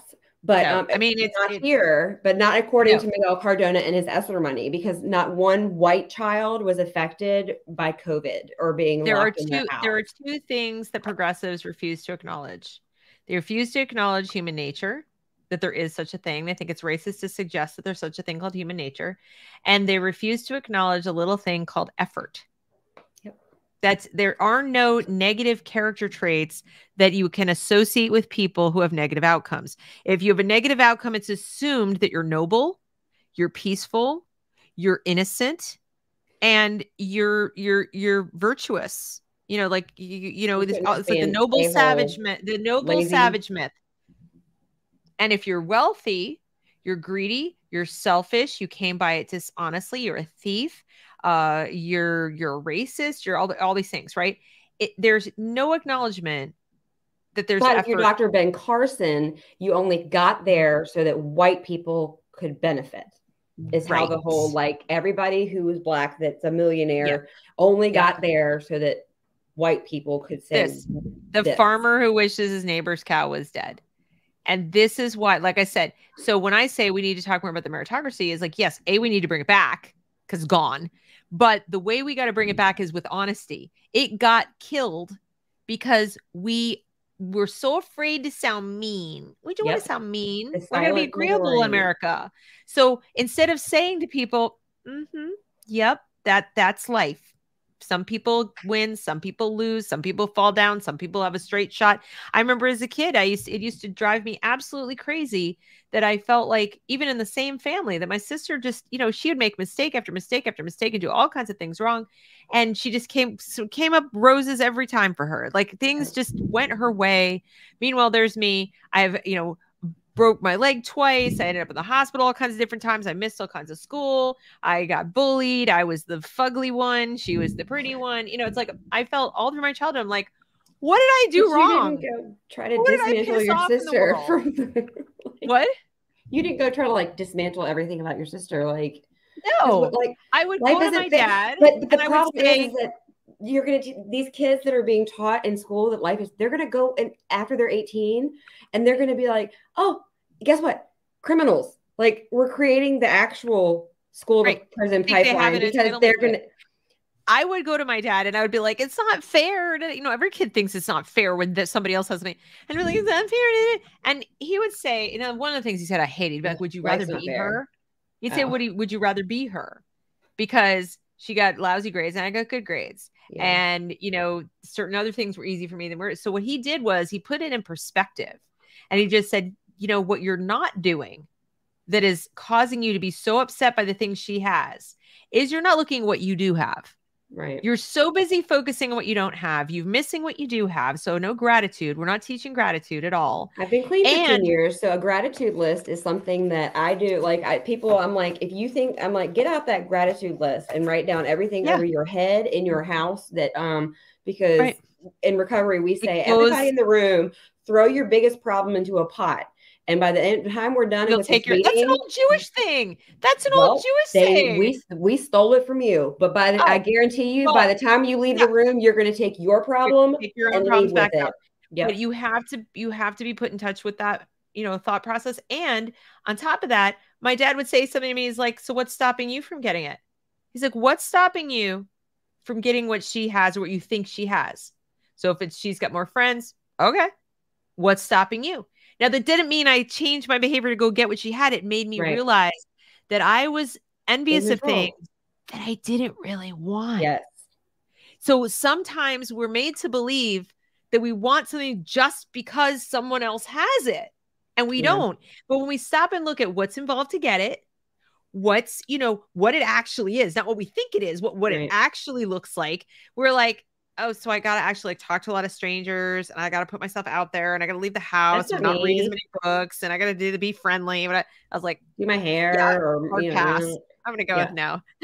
So that's a good lesson, but we don't do that with our kids. Everyone should get along and you need to be inclusive and you need to be nice to everybody. And it's not that we're all friends. We love each other equally, always. No child believes that. They're sitting in class going, you're an idiot, like completely an idiot. And now I don't respect you because you, adult, are lying to me. Or conversely, if they desperately want to believe you, if they're having that kind of cognitive distortion where they're like, this sounds too good to be true and I really want to believe it. I have an 11-year-old. They follow the teacher like a puppy. Like, I see it in my life. Like, so instead of just having like 6th grade girl problems, like they have the reinforcement. So my daughter comes home literally thinking something's wrong with her instead of just being like, because there's that adult reinforcement that it should be one way. And so when she doesn't fit in somewhere, she comes home and I'm like, why are you teaching my kid this? Like, and so instead of, me being the parent coaching her out of it, but her teacher knows better than her mom. So I'm staying up at night trying to tell her about, this is how it's really supposed to be. But the school's already at 11 undermining everything. Because their goal is not for your child to have mental health. The goal is not for your child to feel confident and better about themselves. It's quite the opposite. Remember those communist goal goals, is to break them down. So they have mental health problems. So they have to go into the system. So you'll have to be dependent on the system to keep your child alive. And you know what? Keeps going round and round and round. Just take your child, because then if you deny your child their lovely care for the mental illness they caused, now you're an abuser and we get to take your child, who we will immediately turn into a Marxist revolutionary. Truancy, and they will literally, they can literally abuse our kids every day. But if your kids miss a certain amount because you don't feel like they're safe in school, they'll come after you for truancy. And then CPS gets involved. So, so the less you interact with the government, especially with your children as the hostage, and I'm going to use that word from now on intentionally, they're hostages. The less you just engage, the less the government is in your life. Yeah. So that's just my 2 cents. All right. With inflation, I'm going to go build my Groomsday bunker, as I'm going to call it now. Yes. Groomsday. My Groomsday. Bunker. It's not Doomsday anymore. It's Groomsday. It's Groomsday bunker, because that's how I feel like, and that's what I need to build it for, because they're going to come for us, our kids, at every angle. So I think I'm going to go take a hot bath and try to pretend that life is. I think I'm going to go watch Vikings and but I have my little shirt. I did wear my shirt. See, I just walk away from public schools. More hope, more humanity, more acceptance. You can buy this, by the way, at thereasonwelearn.com. Is that where you got that? Well, yeah, I made them. Okay. I thought I was setting up a Teespring thing, but it ended up being my actual URL. So I sell these, and it's on the back. It has a great quote, which you probably can't read, but I can read backward. Oh, it's not. It's turn around. It says, look at yourself. I'll read it. The aim of authoritarian education is not to. It's something like this, not to instill, certain concepts or convictions or whatever. It's to prevent the person from forming any of their own. Yeah. It's Hannah Arendt. So I mean, the indoctrination is just to strip away their identity completely so that they can replace it with the one they want them to have, which will serve the state. I mean, Hitler said it. Marx said it. I mean, everybody has had Mao. All of them have had, it's and people can't handle it because they're like, no, this can't be real. No, this can't be real. And it's like, but it was once. Why do you think then was different than now? What do you think makes us special? Human beings are human beings. We're flawed. We have good and bad in us. It doesn't matter that we have smartphones and AI. Right. It's actually scarier. Hitler did it with paper propaganda dropped out of airplanes to people. Right. We have it pumped through algorithms into our computers.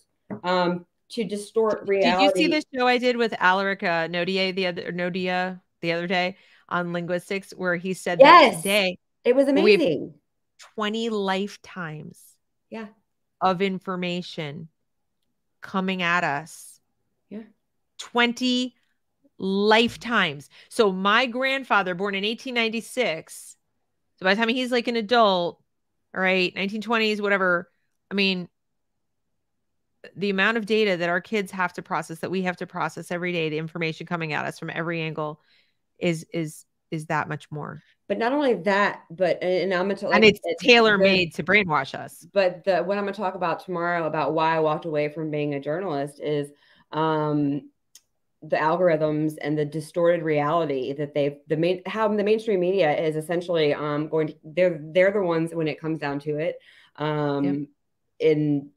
they're the ones who are the destruction of and every journalist who's done this is a part of it, because the distorted reality that humans live in because of the news. I think I think we're going to cover a lot more stuff in our little series. Defund ed.gov, guys. It's not a radical concept. It's not extremist at all. It's more extremist, in my personal view, to not think about it, to not do it. Well, I mean, a year and a half ago, things out of my mouth, I got called, when somebody calls me a QAnon, I'm like, are you kidding me? tinfoil hat wear, but it's less and less now. Like, but trust me, it does. But when you take the when you have the fact behind it's not a theory, it's just a plain conspiracy. And because you don't want to hear it. Yes, you don't there are people who really do just want power. There really are. And when you factor in that most of these people are my age or older, so they're mid 50s or older, in terms of the ones in charge. Okay. It is conceivable, you guys, that they're looking at, I got like 25, 30 years left tops on this planet, maybe, if I'm lucky. And if some of them don't, like Randy doesn't have kids. You know, I don't have skin in the game. I'm just going to live my best life and get the frick out. I mean, it's not that inconceivable. There are people on this planet who look at life like that. Lots of them. Yeah. Lots of them. It's hard for some of us to understand because we have children and we want to leave something for them. But there are people just like, what do I care? I'm just going to siphon out of it what I can. And if they're sociopaths, which is rampant these days, don't care. People are just a means to an end. Other humans are just a means to an end. They're not psychopaths. They're not looking to kill you, but you're just a means to an end. If you get in their way, then maybe they will. Who knows? Yeah. But anyway, all right. We are coming up on 2 hours and 50 minutes. So we're gonna go, you guys. Thanks everybody who watched live. If you're watching on the replay, thanks for watching. Please. That's my Twitter. No, that's not actually. But that's how you can find me on Twitter. Or most people you can find me anyway. That's my name on Twitter, but it's actually domestic terror, like domestic terrorist. But but you can find me. It's easy. But and I don't hide. Come back here. What, next week? Same bat time, same bat channel. Yeah. Okay. And we'll be back with more of this deep dive into the Department of Education. I'm gonna go dig my trench in the backyard for my groomsday. Go do that. Groomsday bunker. Okay. Take it easy, everybody. Have a great night. All right. Bye.